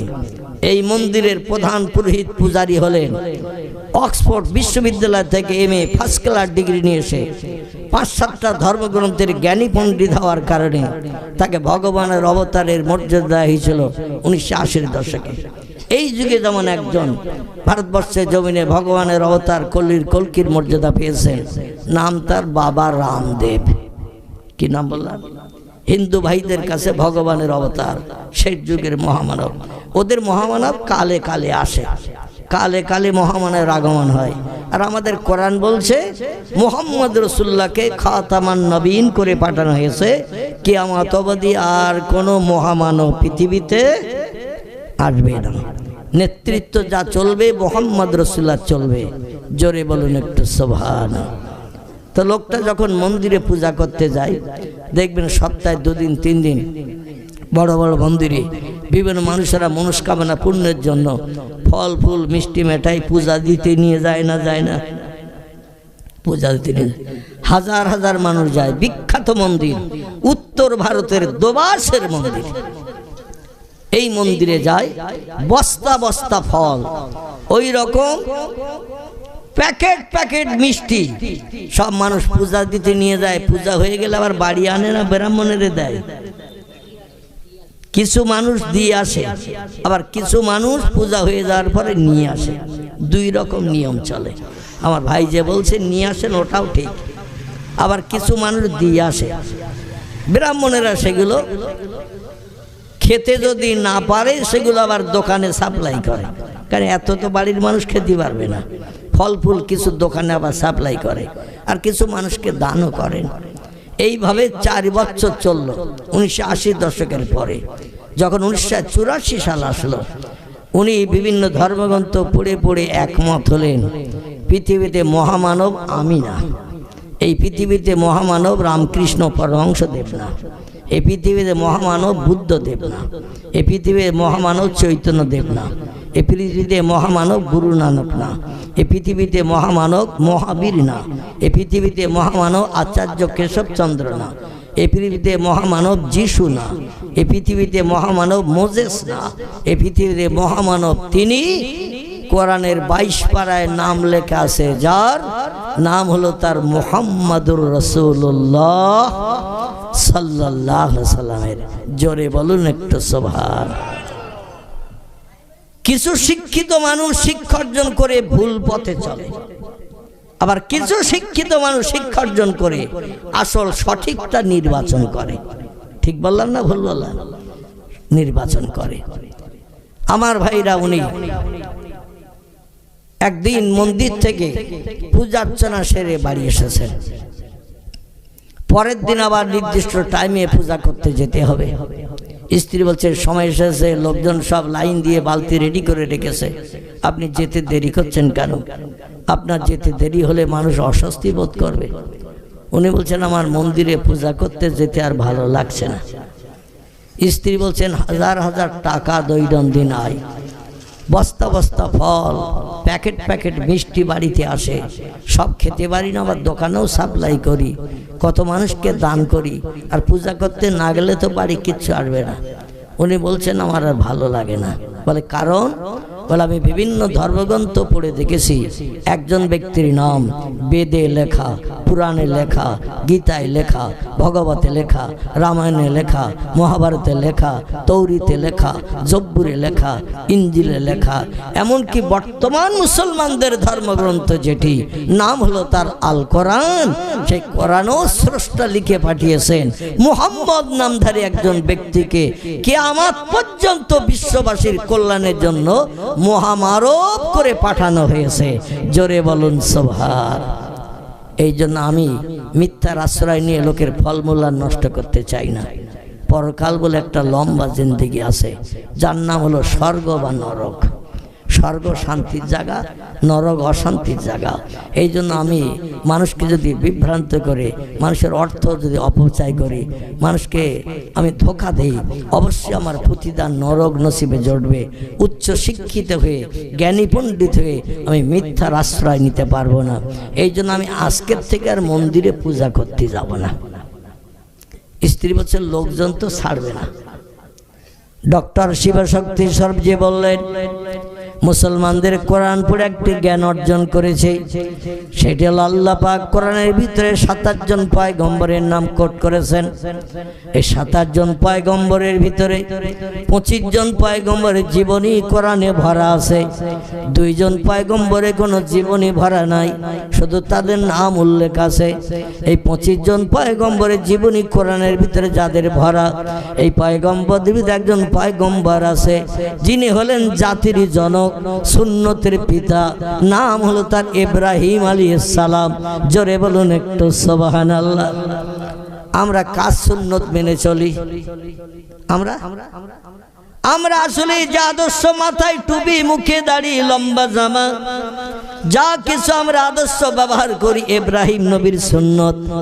জোরে বলুন একটু সুবহানাল্লাহ। আমার ভাইরা, কোরআন পাক আল্লাহ তথ্য কোট করে দিয়েছেন মিল্লাতা ইব্রাহিম। আল্লাহ বলছেন আমি ইব্রাহিম নবীর দিন তোমাদের জন্য প্রতিষ্ঠা করতে পৃথিবীতে পাঠিয়ে দিয়েছে। আর ইব্রাহিম নবীর সুন্নতকে আমাদের পয়গম্বর বাস্তব জীবনে রূপদান করে চলেছেন। যত পয়গম্বর পৃথিবীতে এসেছে, কোনো পয়গম্বরের খাতনা ছিল এমন কোনো তথ্য কেতাবে লেখা নাই, কিন্তু ইব্রাহিম নবীকে আল্লাহ পাক 80 বছর বয়সে মুসলমানি করে খাতনা দিতে বলেছিলেন। এই জন্য উম্মতে মুহাম্মাদি আমাদের 5-7 বছর বয়স হলে আমরাও সুন্নত ইব্রাহিমি খাতনা দিই না। ইব্রাহিম নবীর বয়স যখন 80 বছর, আল্লাহ হুকুম করলেন জিবরিল আমিন মারফত, তুমি তোমার লিঙ্গের মাথার চামড়াটা কেটে দাও, দিয়ে তুমি সুন্নতে অবলম্বন করো, খাতনা করো। কারণ লিঙ্গের মাথার চামড়ার ভিতরে ময়লা থাকে, দোষণীয় জীবাণু পয়জন থাকে, নাপাকি থাকে, ওটা কেটে পরিষ্কার করো। অন্য তোমার ইবাদত আমার কাছে গ্রহণীয় হচ্ছে না, কারণ আমি আল্লাহ পবিত্র। ওই বান্দার ইবাদত পছন্দ করি যে বান্দা হয় পবিত্র। আল্লাহ হুকুম করেছে। ইব্রাহিম নবীর বয়স 80 বছর, এখন হুকুমের মান্যতা দেবে না কি দেবে না? পয়গম্বরেরা এই পৃথিবীতে আল্লাহর হুকুমের মান্যতা দিতে জীবন উৎসর্গ করেছে। আর একটি দলের মানুষ এই পৃথিবীতে আল্লাহর হুকুমের মান্যতা দিতে যে জীবন উৎসর্গ করে দিয়েছেন। একটা দলের নাম হলো নবী আম্বিয়ার দল, একটা দলের নাম হলো ওলি আউলিয়ার দল। এই দুটি দল ছাড়া আর কোন দলের মানুষ আল্লাহর হুকুমের মান্যতা দিতে জীবন উৎসর্গ করতে চায় না, সময় দিতে চায় না, কষ্ট করতে চায় না, পরিশ্রম করতে চায় না। আলেমও না, হাফেজও না, মুফতিও না, কারিও না, মসজিদ ইমাম না, মুয়াজ্জিন না, মুক্তাদি না। যেখানে লাভ সেখানে আমরা, যেখানে লস সেখানে আমরা নাই। নবীরা অতটা বুঝতো না, আল্লাহ বলেছে করতেই হবে। জোরে বলুন একটু সুবহানাল্লাহ। আর একটা দলের মানুষ, তারা আল্লাহর হুকুমকে বাস্তবে রূপদান করে আল্লাহর আপন বান্দা বলেছেন। এরা হলো ওলি আউলিয়ার দল। একটু চিল্লাই বলুন সুবহানাল্লাহ। আমার ভাইরা, উনি বলে ইব্রাহিম নবীর জীবনীতে পড়েছি, দেশের মানুষ বছরে একবার করে মেলা হতো ইরাকের দেশে। ইব্রাহিম নবীর জন্ম হলো ইরাকের দেশে, জায়গাটির নাম হলো বাবেল। কি নাম বললাম? বাবেল নামক একটি জায়গা, দেশটির নাম ইরাক। এখানে তিনি আজরের ঘরে জন্মগ্রহণ করেছিলেন। লম্বা ঘটনা, আমি ওদিকে যেতে চাচ্ছি না। যেটা বলতে চাচ্ছি, আল্লাহ পাক তাকে বললেন, ইব্রাহিম তুমি খাতনা দাও, মুসলমানি করো। ইব্রাহিম বলল, আল্লাহ কিভাবে কি করি? বলে, তুমি যে কোনো একটা ধারালো অস্ত্র নিয়ে যে তোমার গুপ্তাঙ্গ আলগা করে জনসমাজে বার করে খাতনা দিতে অসুবিধা হবে, লজ্জায় পড়ে যাবে, কারণ তুমি বয়স বৃদ্ধ হয়ে পড়েছো। এজন্য ঝোপঝাড় জঙ্গলে আড়ালে চলে যাও, সেখানে দিয়ে তুমি খাতনা করে ফিরে এসো, আমি আল্লাহ ওটা পছন্দ করি। ইব্রাহিম নবী একটা কুড়ুল নিলেন বাড়ি থেকে, কুড়ুল।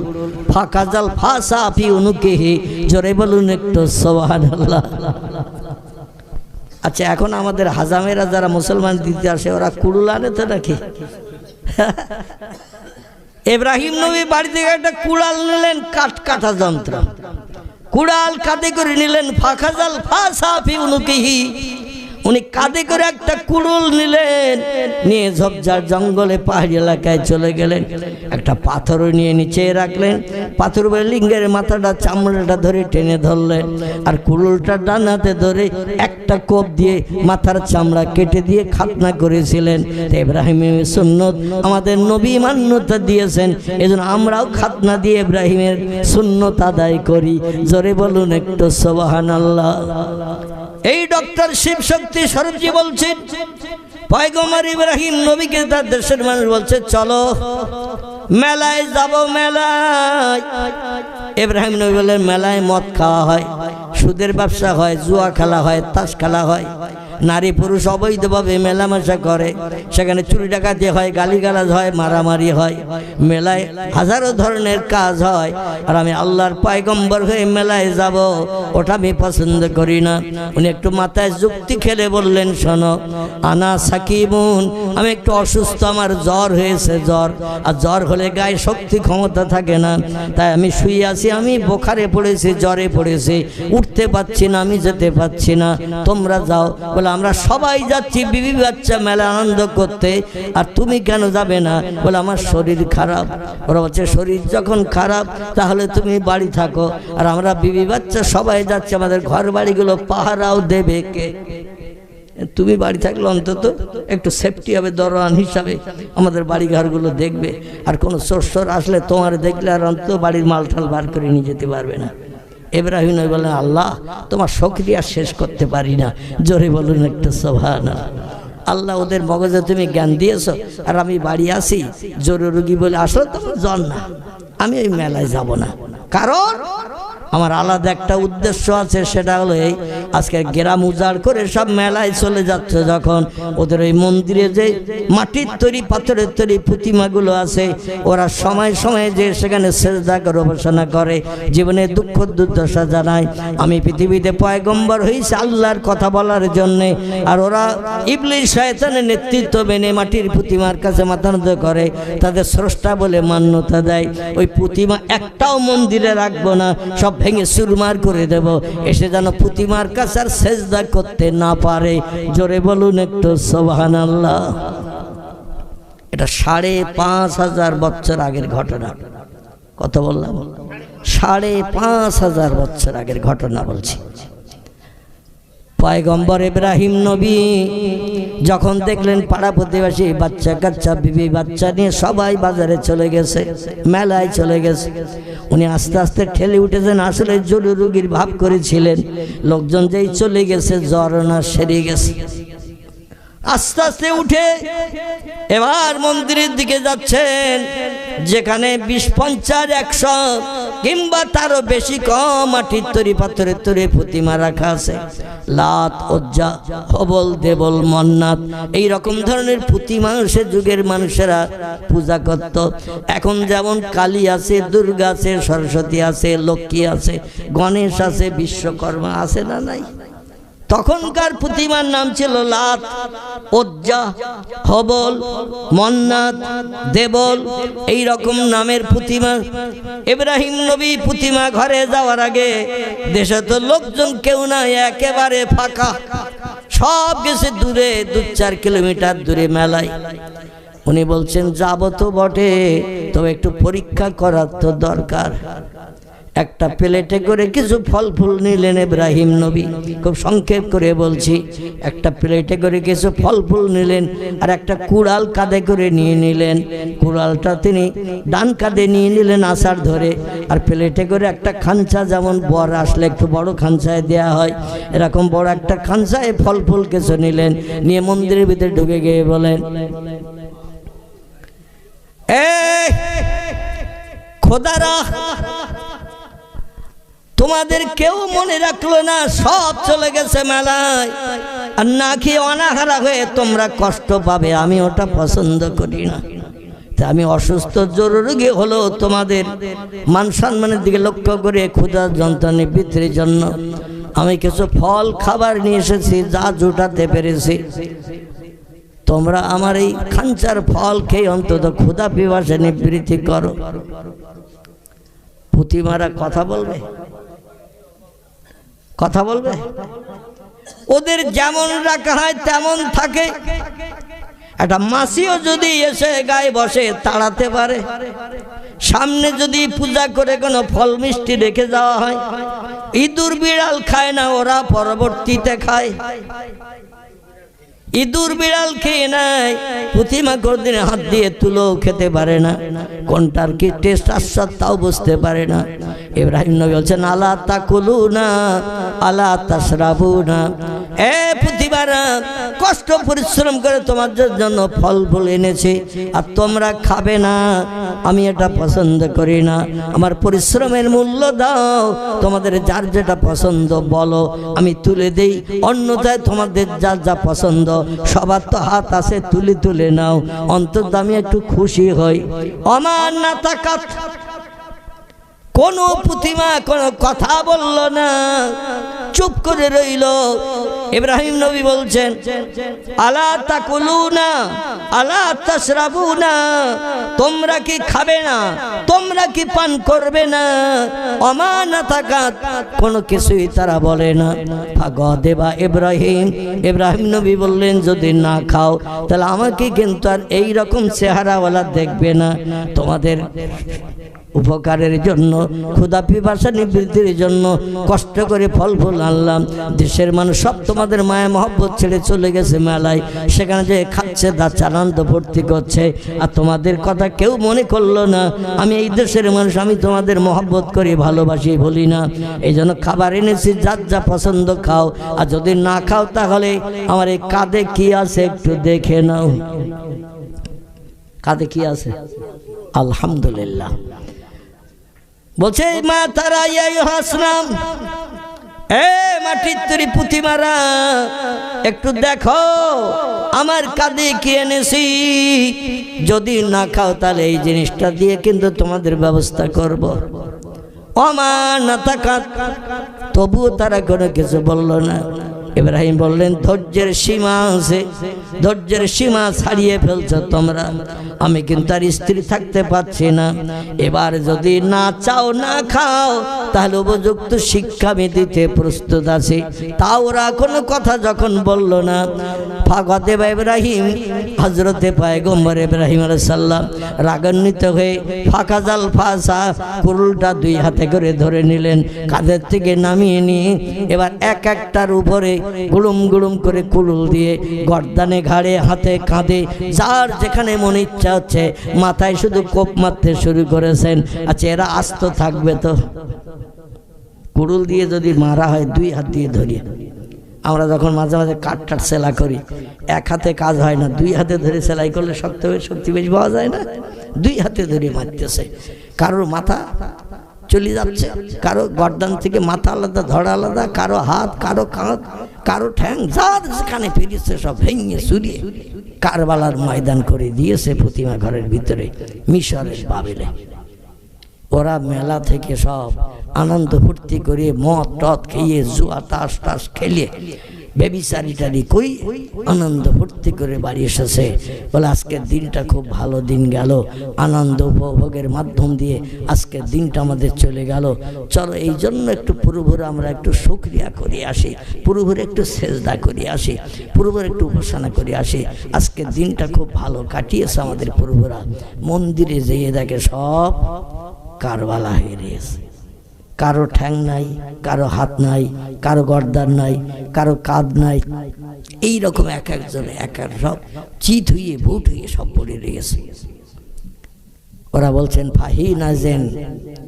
ঠিক ওই সময় লোকজন বলল মা ফাল তাহা যাবে আলে হাতে না, আমাদের পূর্বর সঙ্গে এই দুর্ব্যবহার কে করলো? মা ফাল তাহা যাবে আলে হাতে না, আমাদের এই প্রভু স্রষ্টা এদের সঙ্গে এই দুর্ব্যবহার করলো কে? কে যে করিয়েছে লোক খুঁজে পাচ্ছে না। হঠাৎ করে একজন বলল আমি কি একটা তথ্য দেব? এই লোকটা হলো ইবলিস শয়তান। কি নাম বললাম? ইবলিস শয়তান। ওর মগজে জ্ঞান আছে না নাই? শয়তানের মগজে মানুষের থেকে অনেক জ্ঞান বেশি। শয়তানকে আল্লাহ পাক এমন জ্ঞানে জ্ঞানান্বিত করেছিলেন, ফেরেশতাদের পর্যন্ত যে জ্ঞানের কোনো হদিস ছিল না। এই শয়তান জান্নাতের ভিতরে সোনা চেয়ারে বসে আর ফেরেশতাদের এইরকম নিচে বসিয়ে ওয়াজ করতে ইবলিস শয়তান। মুআল্লিমুল মালায়েকা, ফেরেশতাদের শিক্ষক, টিচার বানানো হয়েছিল আদম নবী তৈরির আগে। জান্নাতের ভিতরে বসে বসে এমন জ্ঞানের কথা বলতেন, ফেরেশতারা হা করে শুনতো।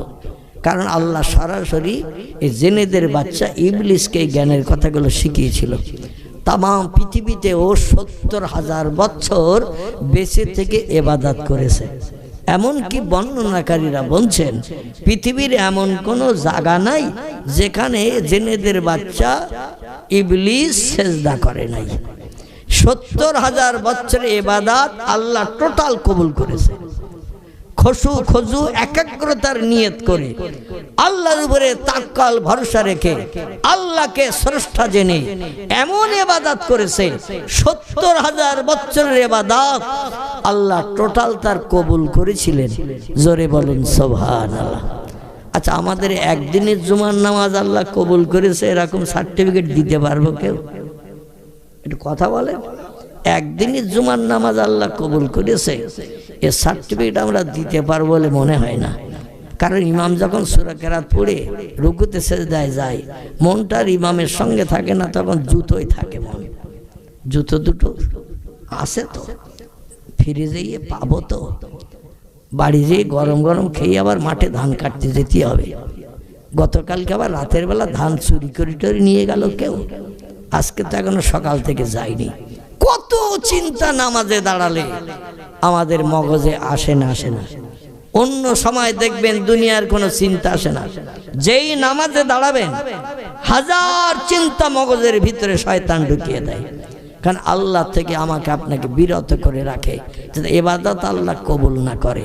আর ইবাদত যদি কবুল না করে ওই ইবাদতের প্রতিদান হাসরে পাবে না, আল্লাহ জান্নাতে যেতে পারবে না। ওরা আর আমি একসঙ্গে জাহান্নামে পড়ব। জোরে বলুন একটু নাউজুবিল্লাহ। এই জেনেদের বাচ্চা এ ওয়াজ করত জান্নাতের ভিতরে সোনার চেয়ারে বসে, আর ফেরেশতারা এরকম সামনে বসে বসে শুনতো। সেই লোকটার জ্ঞান আল্লাহ ফেরেশতাদের থেকেও বেশি করে দিয়েছিলেন। এই জন্য তবলিগ জামাতের একজন ইমাম আশরাফ আলী থানভী রহমাতুল্লাহ আলাইহি বা আরো এরকম কিছু কিছু লোক আছে, রশিদ আহমদ গাঙ্গুহি, তারা বারাহিনে কাতেয়া বলে একটি বই লিখেছেন, তাকবিয়াতুল ইমাম বলে একটি বই লিখেছেন। এই বইটি লিখেছেন মুহাম্মদ রাসূলুল্লাহ থেকে শয়তানের জ্ঞান বেশি। বিশ্বাস করবেন, মেনে নেবেন? শয়তানের জ্ঞান নাকি নবীর থেকে বেশি। নবী বলছেন ইন্নামা বুইস্তু মুআল্লিমান, আল্লাহ পাক আমাকে তাম বিশ্ববাসীর শিক্ষক করে, টিচার, প্রফেসর করে পৃথিবীতে পাঠিয়েছে। আমার মতো জ্ঞান অতীতে কারো ছিল না, বর্তমানে নাই, ভবিষ্যতেও হবে না। তবলিগ জামাতের সেরা মানুষ যিনি, আশরাফ আলী থানভী তার নাম, রশিদ আহমদ গাঙ্গুহি তার নাম।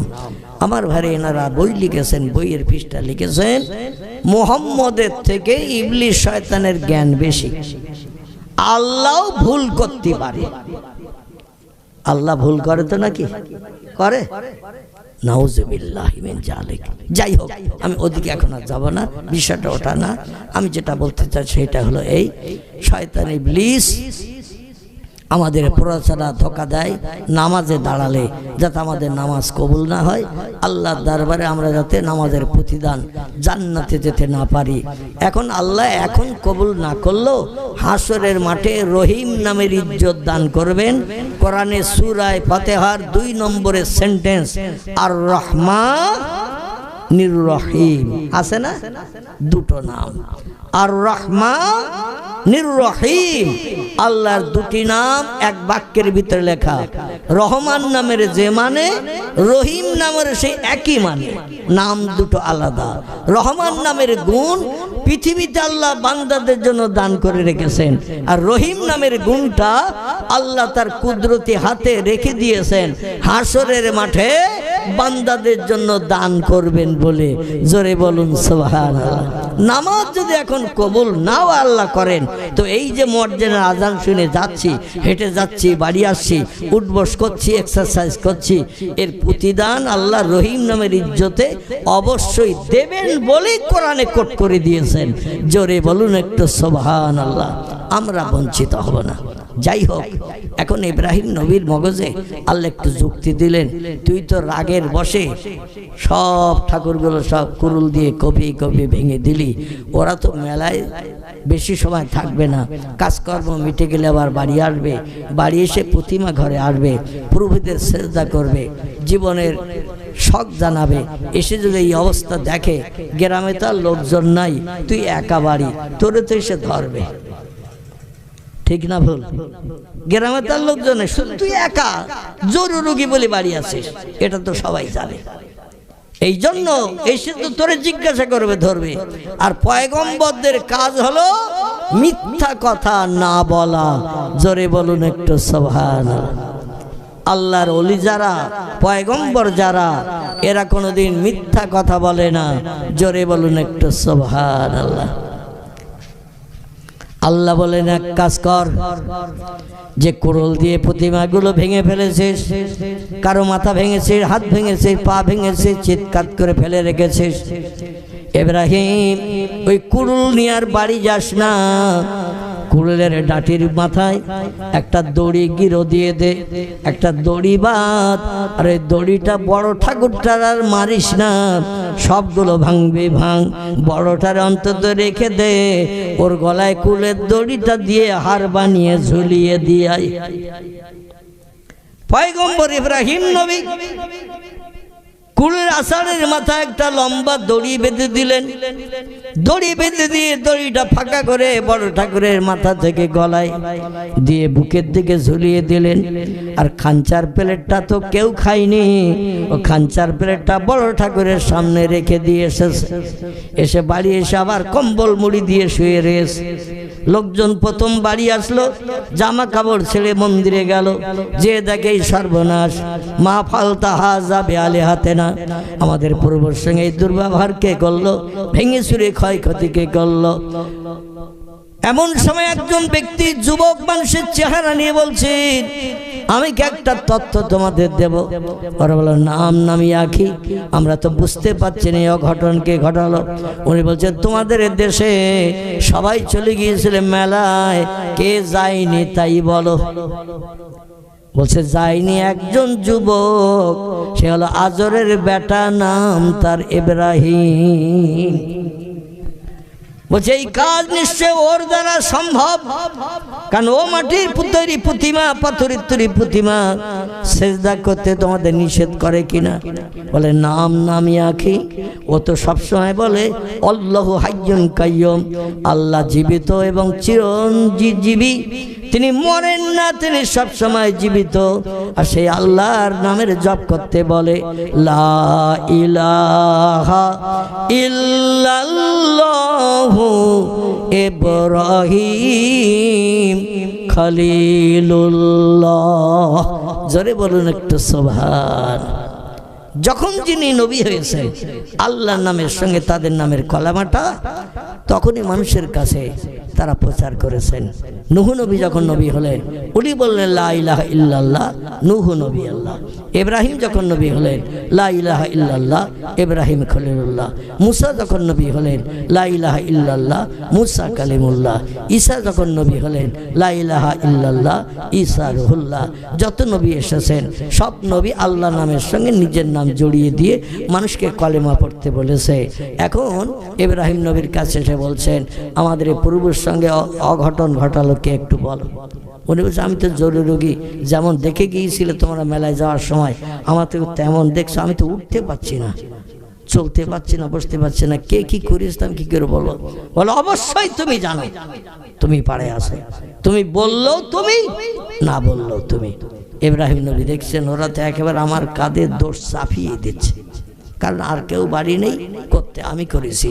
এই যখন ওরা বলতে চাচ্ছে তাহলে বলছেন ইজহাব এলাল বাইত, চলো সেই ঘরে যেখানে তোমাদের প্রতিমারা আছে। আমার একটু না দেখালে আমি তথ্যটা দিতে পারছি না। সবাই যখন আমি না করেও দোষী সাব্যস্ত হচ্ছি, কে কে করেছে তোমরা বলছো তুমি ছাড়া আর কেউ না, তাহলে চলো একটু দেখে আসি। ইব্রাহিম নবী ওই বাবেলের লোকজন সাথে করে নিয়ে প্রতিমা ঘরের দরজার সামনে এসে দাঁড়িয়েছেন। দাঁড়িয়ে একবার তাকিয়ে দেখলেন, দেখে বলছেন এ আমার ভাইরা, পাড়া প্রতিবাসীরা, এ বাবেলবাসীরা, তোমার এত সুন্দর দৃশ্য দেখা সত্ত্বেও আমার কাছে জানতে গেছো? বলছে তার মানে? বলছে দেখতে পাচ্ছ না একটা খানচায় খাবার আর পূর্ব রয়েছে 20-30টা, আরে একটা প্লেটের খাবার আর 20-30 জন। এ বলছে আমি এটা নেব, বলছে আমি এটা নেব। আর বড় যে তত্ত্ব ক্ষমতা বেশি, শক্তি বেশি, ও নিজের সামনে খানচা আটকে রেখে আর ওর গলায় কি ঝোলানো আছে দেখছো তো, ওইটা দিয়ে আর কাউরে দেবে না বলে গুড়ুম গড়াম অ্যাকশন চালিয়ে কাচ্চিত করে সব ফেলে রেখে দিয়েছে। ওরা বলছে তত্ত্বটা তো খারাপ না, কারণ প্লেট যদি 5টা 7টা 10টা থাকতো তার 2-4 জন করে ভাগে ঠেকে খেতে পারতো। একটা প্লেটে খাবার আরে 20-30 জন খোদা, এদের তো ভাগ করতে যেই ঝামেলা হবে। আর এই বড় খোদা ওনার তো পেট বড়, আর উনি বলছে মাল সব আমার, আর ওরা বলছে না আমাদের দিতে হবে। এই নিয়ে মতদ্বন্দ্ব ঝামেলা হতে হতে এমন অবস্থা হয়ে গেছে, মারামারি শুরু হয়ে গেছে। আর ওনার গলায় তো ঝোলানো রয়েছে বড় কুরুল, ওই কুরুল দিয়ে অ্যাকশন করেছে, সব যারে যেমন পেরেছে ভেঙে চুরে শেষ করেছে। ওরা বলছে কথাটা ঠিক, তথ্য দিচ্ছ বটে, কিন্তু শোনো ইব্রাহিম ও আজরের বেটা, আমাদের খোদারা তো নড়তে পারে না, আমাদের খোদা তো কথা বলতে পারে না, আমাদের খোদারা তো ঝগড়া বাঁধাতে পারে না, খাবার দিলে আমাদের খোদারা কোনোদিন মাছি বসলেও তাড়াতে পারে না, ইঁদুর বিড়াল আসলেও বারণ করে না। আর তুমি বলছো আমাদের খোদা মারামারি করে সব ভেঙে ফেলেছে। ইব্রাহিম নবী তখন সুযোগ পেয়ে গেলেন, জোরে বলুন সুবহানা। যে খোদারা খেতে পারে না, কথা বলতে পারে না, হাত চালাতে পারে না, মাছি বসলে তাড়াতে পারে না, বিড়াল আসলে বারণ করতে পারে না, সেই খোদার উপাসনা করিয়ে তো কোনো লাভ নাই। কোথায় ঘুরিয়ে ধরেছেন বুঝতে পেরেছেন? যে খোদা কিছুই করতে পারে না সে খোদা মানুষের উপকার করবে কি করে? বরং তোমরা আমি সেই খোদার ইবাদত করি, সেই খোদার নামের জপ জিকির করি, যে প্রভু বান্দার সব সমস্যার সমাধান করে দিতে পারে, সেই আল্লাহরে আল্লাহ বলে মানো। জোরে বলুন একটু সুবহান। ওরা বলল বুঝতে পেরেছি, এই কাজ তোমারই দ্বারা হয়েছে, অতএব তোমার উচিত শিক্ষা দেব। কি শিক্ষা দেবে? দেশের খোদা নমরুদের কাছে যে বলল আমাদের খোদাদের সঙ্গে সুযোগ পেয়ে সদ্ব্যবহার করেছে ইব্রাহিম আজরের বেটা, ওর উপযুক্ত শিক্ষা দিতে হবে। কি শিক্ষা দিলে খুশি হও? বলে জঙ্গল থেকে শুকনো কাঠ জোগাড় করে এনে টিলা করো, আর এই কাঠে আগুন ধরিয়ে দাও, ইব্রাহিমের ধরিয়ে আগুনে ফেলে পুড়িয়ে মেরে দাও, ও যেন আর কোনোদিন আমাদের পূর্বের সঙ্গে দুর্ব্যবহার করতে না পারে। জোরে বলুন একটু নাউজুবিল্লাহ, জোরে বলুন নাউজুবিল্লাহ। ডক্টর শিবশক্তি স্বরূপজি বলছেন, বিবি আমি ওই পন্থাটা অবলম্বন করেছি। লোকজন এসে যখন আমার ডাকবে মন্দিরে যাওয়ার জন্য, আমি বললাম আমার শরীর খারাপ, জ্বর হয়ে গেছে, উঠতে পারছি না। ঠিক এই তথ্যটাই ডক্টর শিবশক্তি স্বরূপজি অবলম্বন করেছিলেন 1980 দশকে। লোকজন 2 দিন 5 দিন 10 দিন আসে, উনি বলছেন জ্বর সারেনি, শরীর খারাপ, যেতে পারছি না। স্ত্রী বলছেন আই ভাই বন্ধ হয়ে যাচ্ছে, ফল ফুল মিষ্টি নাস্তা বানিয়ে আর করতে পারছি না। বলে ও পরের মাল খেয়ে কোনো লাভ নাই, স্রষ্টাকে যদি খুশি করতে পারি, যে স্রষ্টার নাম হলো আল্লাহ সুবহানাহু ওয়া তাআলা, রাম স্রষ্টা নয়, এমন করে বিষ্ণু স্রষ্টা নয়, মহেশ্বর স্রষ্টা নয়, নারায়ণ স্রষ্টা নয়, স্রষ্টা হলেন আল্লাহ সুবহানাহু ওয়া তাআলা।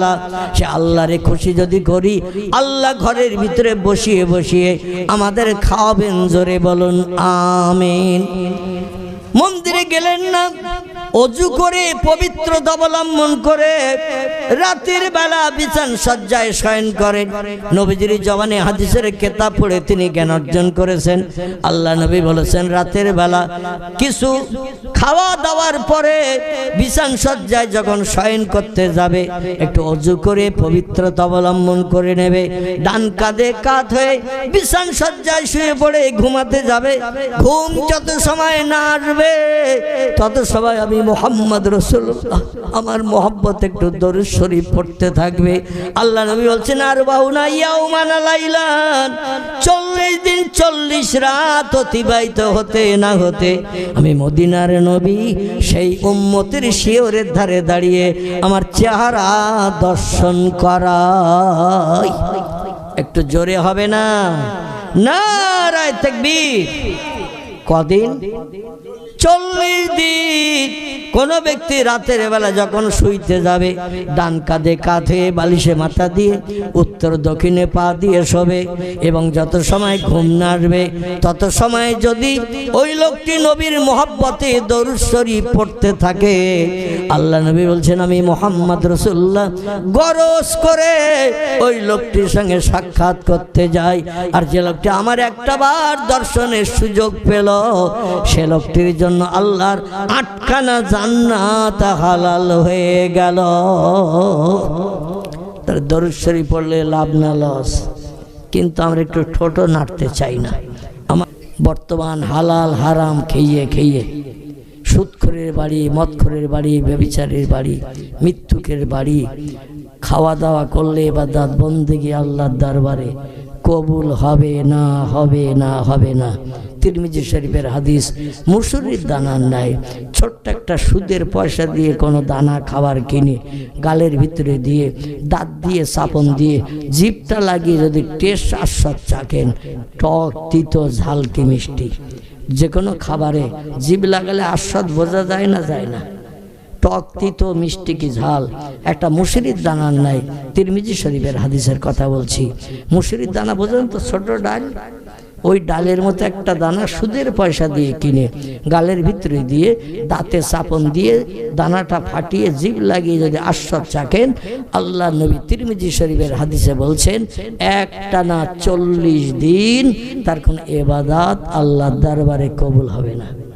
আর ইবাদত যদি কবুল না হয়, আল্লাহ ওই লোকটার ডাক শুনবে বলে মনে হয়।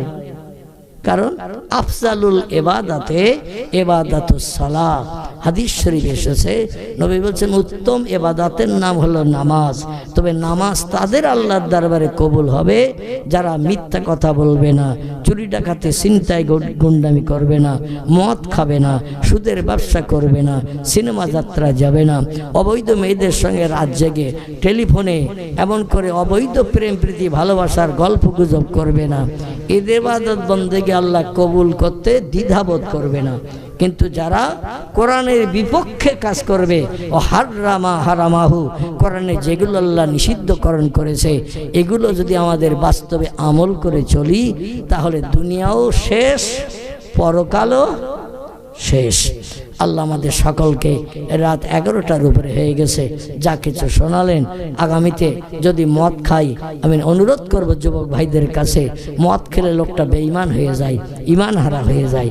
কারণ খারাপ জিনিস, হারাম জিনিস হালাল মনে করে খেলেই সঙ্গে সঙ্গে লোকটা কাফের হয়ে যায়।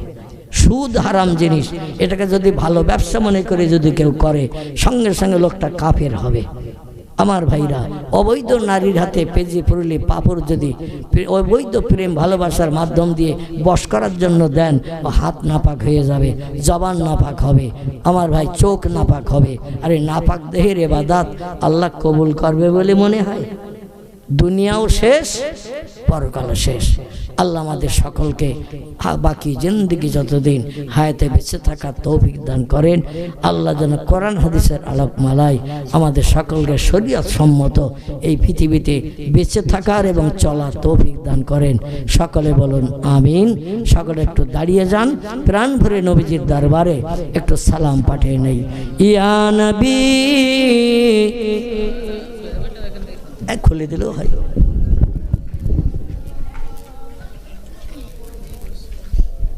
জোরে পড়েন, ইয়া নবী সালামুন আলাইকা, ইয়া রাসূল সালামুন আলাইকা, ইয়া হাবিব সালামুন আলাইকা, সালাওয়াতুল্লাহ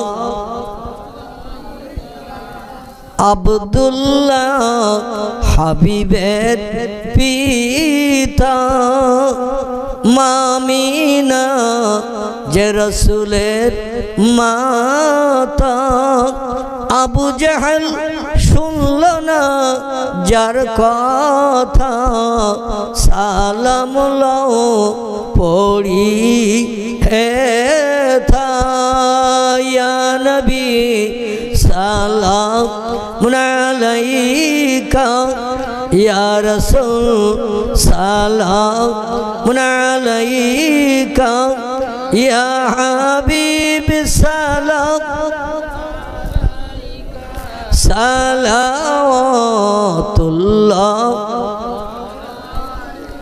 আন্তা শামসুন আন্তা বাদরুন আন্তা নূরুন ফাওকা নূরি, আন্তা ইকসিরু ওয়াগালি, আন্তা মিসবাহু সুদুরি, ইয়া নবী সালামুন আলাইকা, ইয়া রাসূল সালাম,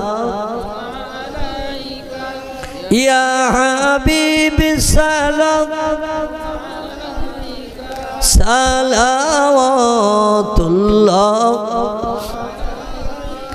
রাসূলুল্লাহ চলতেন যে পথে, কাঁটা বিছাত উম্মে জামিল সে পথে, ফুটতো না ওই পথের কাঁটা, জিবরাইল ডানা বিছাতেন সে থাই, ইয়া নবী সালাম,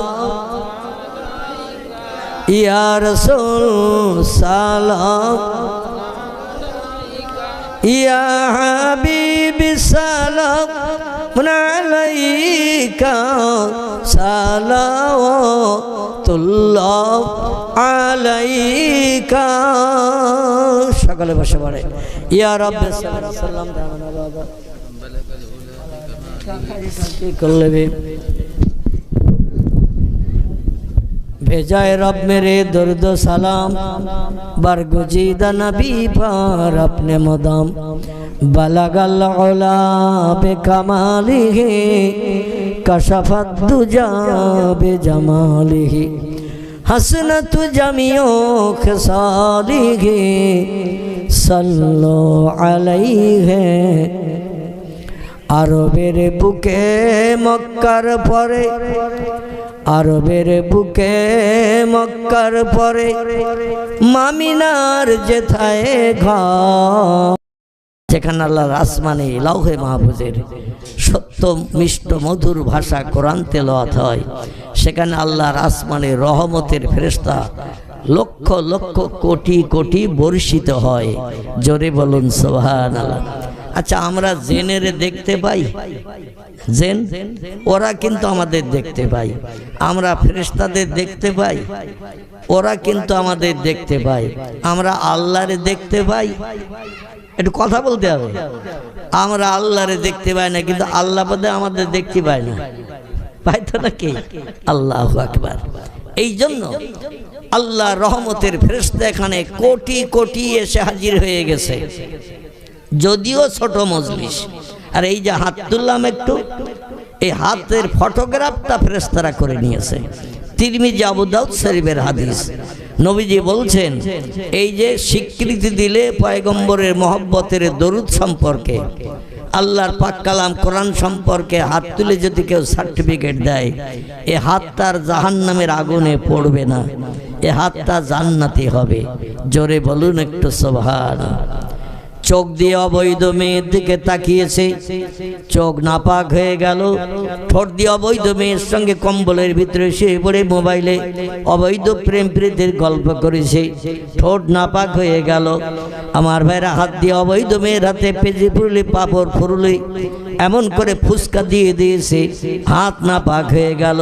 টেলিফোনে কোনো অবৈধ মেয়ে, অবিবাহিত মেয়ে যদি তেঁতুল তলায় আমড়া তলায় আমাকে আপনাকে ডাকে, আর তার ডাকে সাড়া দিতে যদি পায়ে হেঁটে চলে যায়, অবৈধ যুবকের সঙ্গে অবৈধ যুবতীর সঙ্গে দেখা করার জন্য পা নাপাক হয়ে গেল। শরীরের অঙ্গ প্রত্যঙ্গ, হাত নাপাক হলো, ঠোঁট নাপাক হলো কথা বলার জন্য, চোখ নাপাক হয়ে গেল। আল্লাহ বলছেন নাপাক দেহের অঙ্গ প্রত্যঙ্গ আমার জান্নাতে কোনোদিন ঢুকতে পারবে না যতদিন তোমার দেহ পবিত্র বানানো না হবে। আমার জান্নাত হলো পবিত্র জায়গা, এখানে নাপাকির কোনো লেশ মাত্র নাই। টোটাল 8খানা জান্নাতের ভিতরে আল্লাহ পাক একটা পেশাব ঘর রাখে নাই, একটা পায়খানা ঘর নাই, একটা ময়লা ফেলার ডাস্টবিন পর্যন্ত, নোংরা ফেলার জায়গা পর্যন্ত জান্নাতে নাই। টোটাল জান্নাত হলো পবিত্র। জোরে বলুন একটু সুবহানাল্লাহ। আর দুনিয়ার জমিনে 65 বছর বেঁচেছ, 72 বছর বেঁচেছ, 81 বছর বেঁচে আছো তুমি, আর তুমি অবৈধ কাজকর্ম করেছো। ও হাল্লালা হালালাহু ও হারামা হারামাহু, কোরআনে যেগুলো তোমাদের জন্য বৈধ ঘোষণা করেছে সেগুলো পরিত্যাগ করেছো। ও হারামা হারামাহু, কোরআনে যে কাজগুলো নিষিদ্ধকরণ করেছে সেগুলো ভালো মনে করে আমল করেছো, জীবনে প্রতিফলিত করেছো। সিনেমা দেখতে গেছো, যাত্রা দেখতে গেছো, ভিডিওয়ে গেছো, অবৈধ মেয়েদের নিয়ে পিকনিক স্পটে গার্ডেনে যে বাদাম ভাজা গালে তুলে তুলে মাঝে মধ্যে খাইয়েছো, ফুচকা গালে তুলে দিয়ে দিয়েছো। আমাদের এই পার্শ্ববর্তী এলাকায় আবার একটা জায়গা তৈরি হয়েছে, নাম তার ঘোড়বাড়ি। কি বাড়ি নাম শুনেছেন তো নাকি? জাননি আপনারা, আমি বলবো না, গেছেন তবে নাম শুনেছেন তো? ওই দণ্ডিরহাট ময়লা খোলা ফকিরহাটের আগে রাস্তার বাম দিকে দেখবেন ওখানে একটা পিকনিক স্পট তৈরি হয়েছে, নাম তার ঘোড়বাড়ি। অবৈধ যুবক যুবতীর সেখানে যে ঘন্টার পর ঘন্টা বিভিন্ন গাছতলায় বিভিন্ন জায়গায় বসে বসে এই যে অবৈধ প্রেম প্রীতি ভালোবাসার কারখানা তৈরি করে। অবশ্যই হাসরের মাঠে আমি আপনি আল্লাহর দরবারে যেদিন হাজির হব, আল্লাহ সেদিন ফামাইয়া আমাল মিসকালা যাররাতিন খায়রা ইয়ারা, শস্য দানা পরিমাণ ভালো কাজ করলে তার প্রতিদান তোমার আমি আল্লাহ অবশ্যই দেব। ওমাইয়া আমাল মিসকালা যাররাতিন শাররা ইয়ারা, আবার শস্য দানা পরিমাণ খারাপ কাজ যদি করো তারও বদলা তোমারে দেয়া হবে। তো বিষয়টা হলো এই রকম, সৎ কাজ করলে প্রতিদান পাবে পরে, খারাপ কাজ করলে প্রতিদান দেয়া হবে প্রথম। বোঝা গেল তো? খারাপ কাজ যদি করেন খারাপের প্রতিদান প্রথম দেয়া হবে, খারাপের প্রতিদান দিয়ে জাহান্নামের আগুনে সাবান মাখিয়ে আল্লাহ বলছেন কুল্লামা নুদিজাত জুলুদুহুম বাদদালনাহুম জুলুদান গায়রাহা লিয়াযুকুল আযাব। জোরে বলুন একটু আল্লাহু আকবার। আচ্ছা, এই যে কোরআন হাদিসের আলোচনা করছি আপনাদের ভালো লাগতেছে না? শুধু কেচ্ছা কাহিনীর দিকে যাব? হ্যাঁ, কোরআনের আয়াত হাদিস শরীফ পড়ে যে বক্তব্য রাখছি এর সকলের কাছে কিন্তু ভালো লাগবে না। কি ঠিক বললাম না ভুল বললাম? তবে কোরআন হাদিসের আলোচনা যদি করা না হয়, শুধু কিসসা কাহিনী বলা হলে ও মজলিস আল্লাহর রহমত আসবে না, আল্লাহর রহমত বর্ষিত হবে না। কারণ এই শুধু কিসসা কাহিনীর আলোচনা করলে মজলিসটা হবে শুকনো মজলিস। কি মজলিস? শুকনো মজলিস, রসকস কিছুই পাওয়া যাবে না। এই জন্য কোরআন পড়তে হবে, নবীজির জবানে হাদিস পড়তে হবে, তার মানে মতলব জনগণকে বলতে হবে। কারণ পৃথিবীতে দুটি কিতাব হলো চিরসত্য, একটি হলো আল্লাহর পাক কালাম কোরআন, একটি হলো পয়গম্বর মুহাম্মদ রাসূলুল্লাহ জবানে মোবারক। আরবি ভাষায় যাকে হাদিস শরীফ বলা হয়। কি বলা হয়? হাদিস শরীফ। হাদিস শরীফ শব্দটি হলো আরবি ভাষা, ইংরেজিতে বলা হয় দ্য সেইন্স অফ মুহাম্মদ সাল্লাল্লাহু আলাইহি সাল্লাম, বাংলায় বলা হয় নবীজির বাণী, নবীজির কথামালা। বিশ্ব নবীর কথাবার্তা, কাজকর্ম, চালচলন, খাওয়া দাওয়া, ওঠা বসা, সব আমলগুলোকে বলা হয় হাদিস। জোরে বলুন একটু আমিন। নবীজির জীবনে আদর্শের গল্প গুজব, কথাবার্তা যা কিছু নবী বলেছেন করেছেন, সাহাবায়ে কেরাম সব মেমোরিতে জমা করেছেন। পরবর্তীতে যারা কিতাব লিখেছেন তাদের কাছে বর্ণনা করেছেন, সেগুলো আমাদের কাছে হাদিস হিসাবে বিবেচিত। কারবা নাম বুখারী শরীফ, কারবা নাম মুসলিম শরীফ, কারবা নাম তিরমিজি, কারবা নাম আবু দাউদ, কারবা নাম ইবনে মাজাহ, কারবা নাম নাসাই, কারবা নাম দারমি, কারবা নাম দারকুতনি, কারবা নাম বাইহাকি, কারবা নাম তিবরানি, কারবা নাম মুয়াত্তা মালিক, কারবা নাম মিশকাতুল মাসাবি, কারবা নাম ইবনে হাব্বান, কারবা নাম আল হাকিম, কারবা নাম আল মুস্তাদরাক, কারবা নাম তারগিব, কারবা নাম আল হাসান। এগুলো সব সহিহ হাদিসের কিতাবের নাম, ভরা আছে পয়গম্বরের জবানে। কিছু কম বেশি 3.5 লক্ষের মতো।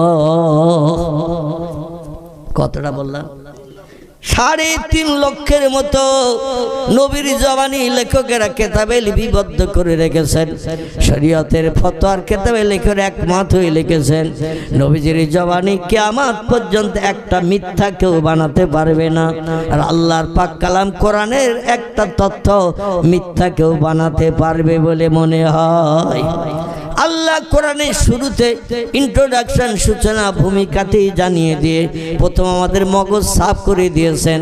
কোরআন পড়ার আগে, কোরআন তেলাওয়াতের আগে, কোরআনের জ্ঞান অর্জনের আগে আল্লাহ প্রথম শব্দটা ব্যবহার করেছেন আলিফ লাম মিম যালিকাল কিতাবু লা রাইবা ফি হুদাল লিল মুত্তাকিন। জোরে বলুন একটু আল্লাহু আকবার। আল্লাহ বলেন ওই কিতাব, যালিকাল কিতাব, ওই কিতাব যেটি পৃথিবীতে পাঠানোর আগে আমি আল্লাহ পাক আরশ কুরসির উপরে লাউহে মাহফুজ বলে একটি জায়গা, সেখানে সংরক্ষণ করে রেখেছিলাম। আদম নবীর জামানা পৃথিবীতে যখন চলল 950 মতান্তরে 1000 বছর। কতদিন বললাম? আদম 3,500, 950 থেকে 1000 বছর। কোন বর্ণনাকারী বলেছেন আদম নবী 950 বছর বেঁচে ছিল। আবার কোন বর্ণনাকারীদের মতে আদম নবী 1000 বছর হায়াত পেয়েছিল। আমরা তা 10 ভাগের 1 ভাগও পাচ্ছি বলে মনে হয়। এই বাচ্চারা কারা তোমরা ওখানে হাঁকা চিল্লা করছো? একটু কথা বন্ধ করো বাপ, কথা বলো না। এই আদম নবী 1000 বছর পৃথিবীতে হায়াতে বেঁচে থাকতে আল্লাহ লাউহে মাহফুজ থেকে এই সেরা আসমানি কিতাব, পৃথিবীতে কিতাব এসেছে মোট 104টি। কটি? 104টি কিতাব আল্লাহ মানুষকে মানুষ বানানোর জন্য, সুপথ দেখানোর জন্য, অপরাধমূলক কাজগুলো পরিত্যাগ করার জন্য, ভালো মন্দ যাচাই করার জন্য 104খানি কিতাব আল্লাহ পৃথিবীতে নবীদের মাধ্যম দিয়ে তাদের উম্মতদের কাছে পাঠিয়ে দিয়েছেন। 100 কিতাব হলো চটি কিতাব, আর 4খানা কিতাব হলো মোটা কিতাব। বুঝতে অসুবিধা হচ্ছে না তো? অসুবিধা হলে আমারে বলবেন। 100 কিতাব হলো হালকা চটি কিতাব, নবীদের কাছে আল্লাহ পাঠিয়েছেন তাদের উম্মতদের সুপথ দেখানোর জন্য, ভালো মন্দ যাচাই করার জন্য, কোনটা ন্যায় কোনটা অন্যায়, কোনটা হক কোনটা না হক, কোনটা সত্য কোনটা মিথ্যা, এগুলো যাচাই করে দুনিয়ায় চলার জন্য আল্লাহ পাক কিতাব পাঠিয়েছেন মোট 104টি। 100 খানা হলো চটি কিতাব, হালকা কিতাব, আর 4 খানা হলো মোটা কিতাব। এই রকম মোটা কিতাব, একটির নাম তৌরিত, একটির নাম জব্বুর, একটির নাম ইনজিল, শেষ কিতাব যেটি এসেছেন নাম হলো তার আল কোরআন। জোরে বলুন একটু সুবহানাল্লাহ। আমার ভাইরা, এই কোরআন আল্লাহ পাক সব কিতাব বানানোর আগে কোরআন প্রথম বানিয়ে রেখেছিলেন লৌহে মাহফুজে। কিন্তু কোন নবীর উম্মতের কল্যাণের জন্য, উপকারের জন্য লৌহে মাহফুজ থেকে আল্লাহ কোরআন পৃথিবীতে পাঠান নাই। আদম নবী তার উম্মতের জন্য পাঠান নাই, শীষ নবী তার উম্মতের জন্য পাঠান নাই, ইদ্রিস নবী তার উম্মতের জন্য পাঠান নাই, নূহ নবী তার উম্মতের জন্য পাঠান নাই, ইব্রাহিম নবী তার উম্মতের জন্য পাঠান নাই, ইসমাইল নবী তার উম্মতের জন্য পাঠান নাই, ইসাক নবী তার উম্মতের জন্য পাঠান নাই, ইয়াকুব নবী তার উম্মতের জন্য পাঠান নাই, ইউসুফ নবী তার উম্মতের জন্য পাঠান নাই, এমন করে দাউদ নবী তার উম্মতের জন্য পাঠান নাই, সুলাইমান নবী তার উম্মতের জন্য পাঠান নাই, মুসা নবী তার উম্মতের জন্য পাঠান নাই, হারুন নবী তার উম্মতের জন্য পাঠান নাই।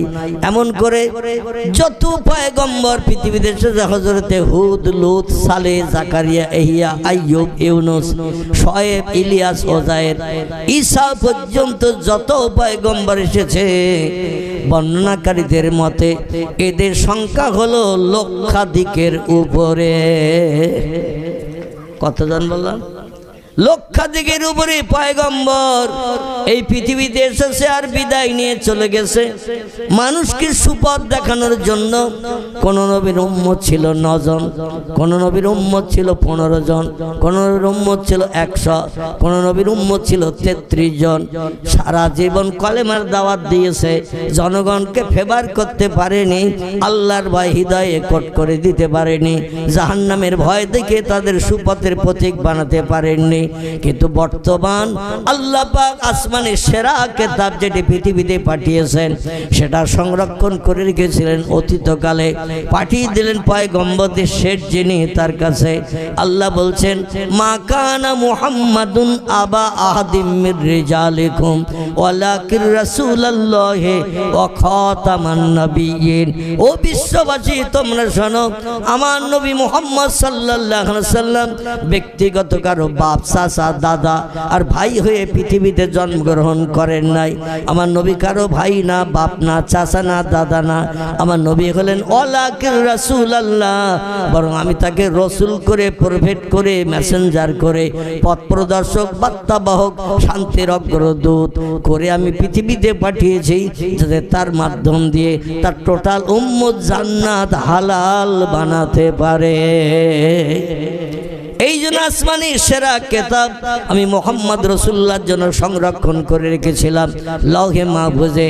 নবী যখন ধরার পক্ষে আগমন করলো মক্কা মুকাররমার কাবা শরীফের পূর্ব দিকে আবু কুবাইস পাহাড়ের পাদদেশে, আবু কুবাইস পাহাড়ের একেবারে সমতল জায়গার একটুখানি উঁচু জায়গা, বর্তমান দেখলে বোঝা যায়, তবে জায়গাটা এখন কাটাকুটি করে সৌদি সরকার পাথর সেট করে দিয়েছেন। সে যুগে যা ছিল সমতল জায়গা থেকে আমার মনে হয় কোমর সমান টমান উঁচু হবে, খুব বেশি কাটাকুটি সৌদি সরকার করেনি, কারণ নবীর পদচিহ্নের স্মৃতিগুলো সৌদি সরকার নষ্ট করতে চায়নি। এই জন্য একটু সমান করে উঁচু ঢিবিগুলো সমান করে সেখানে পাথরের প্লেট লাগিয়ে দিয়েছেন। কাবা শরীফ থেকে পূর্ব দিকে আসলে 155 ধাপের রাস্তা আছে, পূর্ব দিকে হেঁটে আসলে পায়ের ধাপের কথা বলছি, কারণ ওখানে ফিতে টিতে ফেলে মাপার কোনো লাইন আমার নাই, আর কোনো ব্যক্তি মাপতে পারবে না। যদি কেউ ফিতে ফেলে মাপে, সঙ্গে সঙ্গে সৌদি জেলখানায় তার ডাল রুটি খেতে হবে। সন্ত্রাসবাদী হিসাবে আখ্যায়িত হবে। এজন্য মানুষ আইডিয়ালের মাধ্যম দিয়ে কিছু নমুনা নিদর্শন সেট করে মগজে করে নিয়ে আসে। আমি কয়েকবার পায়ের ধাপ ভেবে গুনলাম, ওই কাবা শরীফের সাবা মারোয়া সাইড থেকে বেরিয়ে এসে পূর্ব দিকে হাঁটলে 155 ধাপের রাস্তা হয়। কতটা বললা? 155 ধাপের রাস্তা। পূর্ব দিকে হেঁটে আসলে একটা সাদা পাথরের চাতোয়াল এখন দেখতে পাওয়া যায়। পূর্ব ছিল ধুলাবালি পাথরের কুচি। সৌদি সরকার এই চাতোয়ালটা ইতালিয়ান শ্বেত পাথরও লাগিয়ে দিয়েছেন। কাবা শরীফের চাতোয়ালটায় গেলেও দেখতে পাওয়া যায় ইতালিয়ান শ্বেত পাথর, সাদা পাথরের চাতোয়াল। এ পাথরের গুণ হলো সূর্য যত দুপুরবেলা রৌদ্র দেয় এ পাথর তত বরফের মতো ঠান্ডা হয়। একটু জোরে বলা যাবে না আমার ভাইরা? কাবা শরীফের চাতোয়ালের ভিতরে যে পাথর, পূর্ব দিকে সাবা মারোয়া সাইড এরিয়া থেকে বেরিয়েছে পূর্ব দিকে আসলে ওই একই চাতোয়ালের পাথর, ইতালিয়ান শ্বেত পাথর, দামি পাথর। 1 ফুট কত টাকা আমি জানি না, বলতে পারবো না। তো ওই পাথরের গুণ হলো সূর্য যত রৌদ্র দেবে পাথর তত ঠান্ডা মার্কা হবে। মানুষ তার দুপুর রৌদ্র পাথরে বসে থাকে, ওদের কোনো কষ্ট অনুভব হয় না। এই সাদা পাথরের চাতলের বাইরে দিয়ে একটা লোহার ব্যারিকেড করা রয়েছে, লোহার ব্যারিকেড।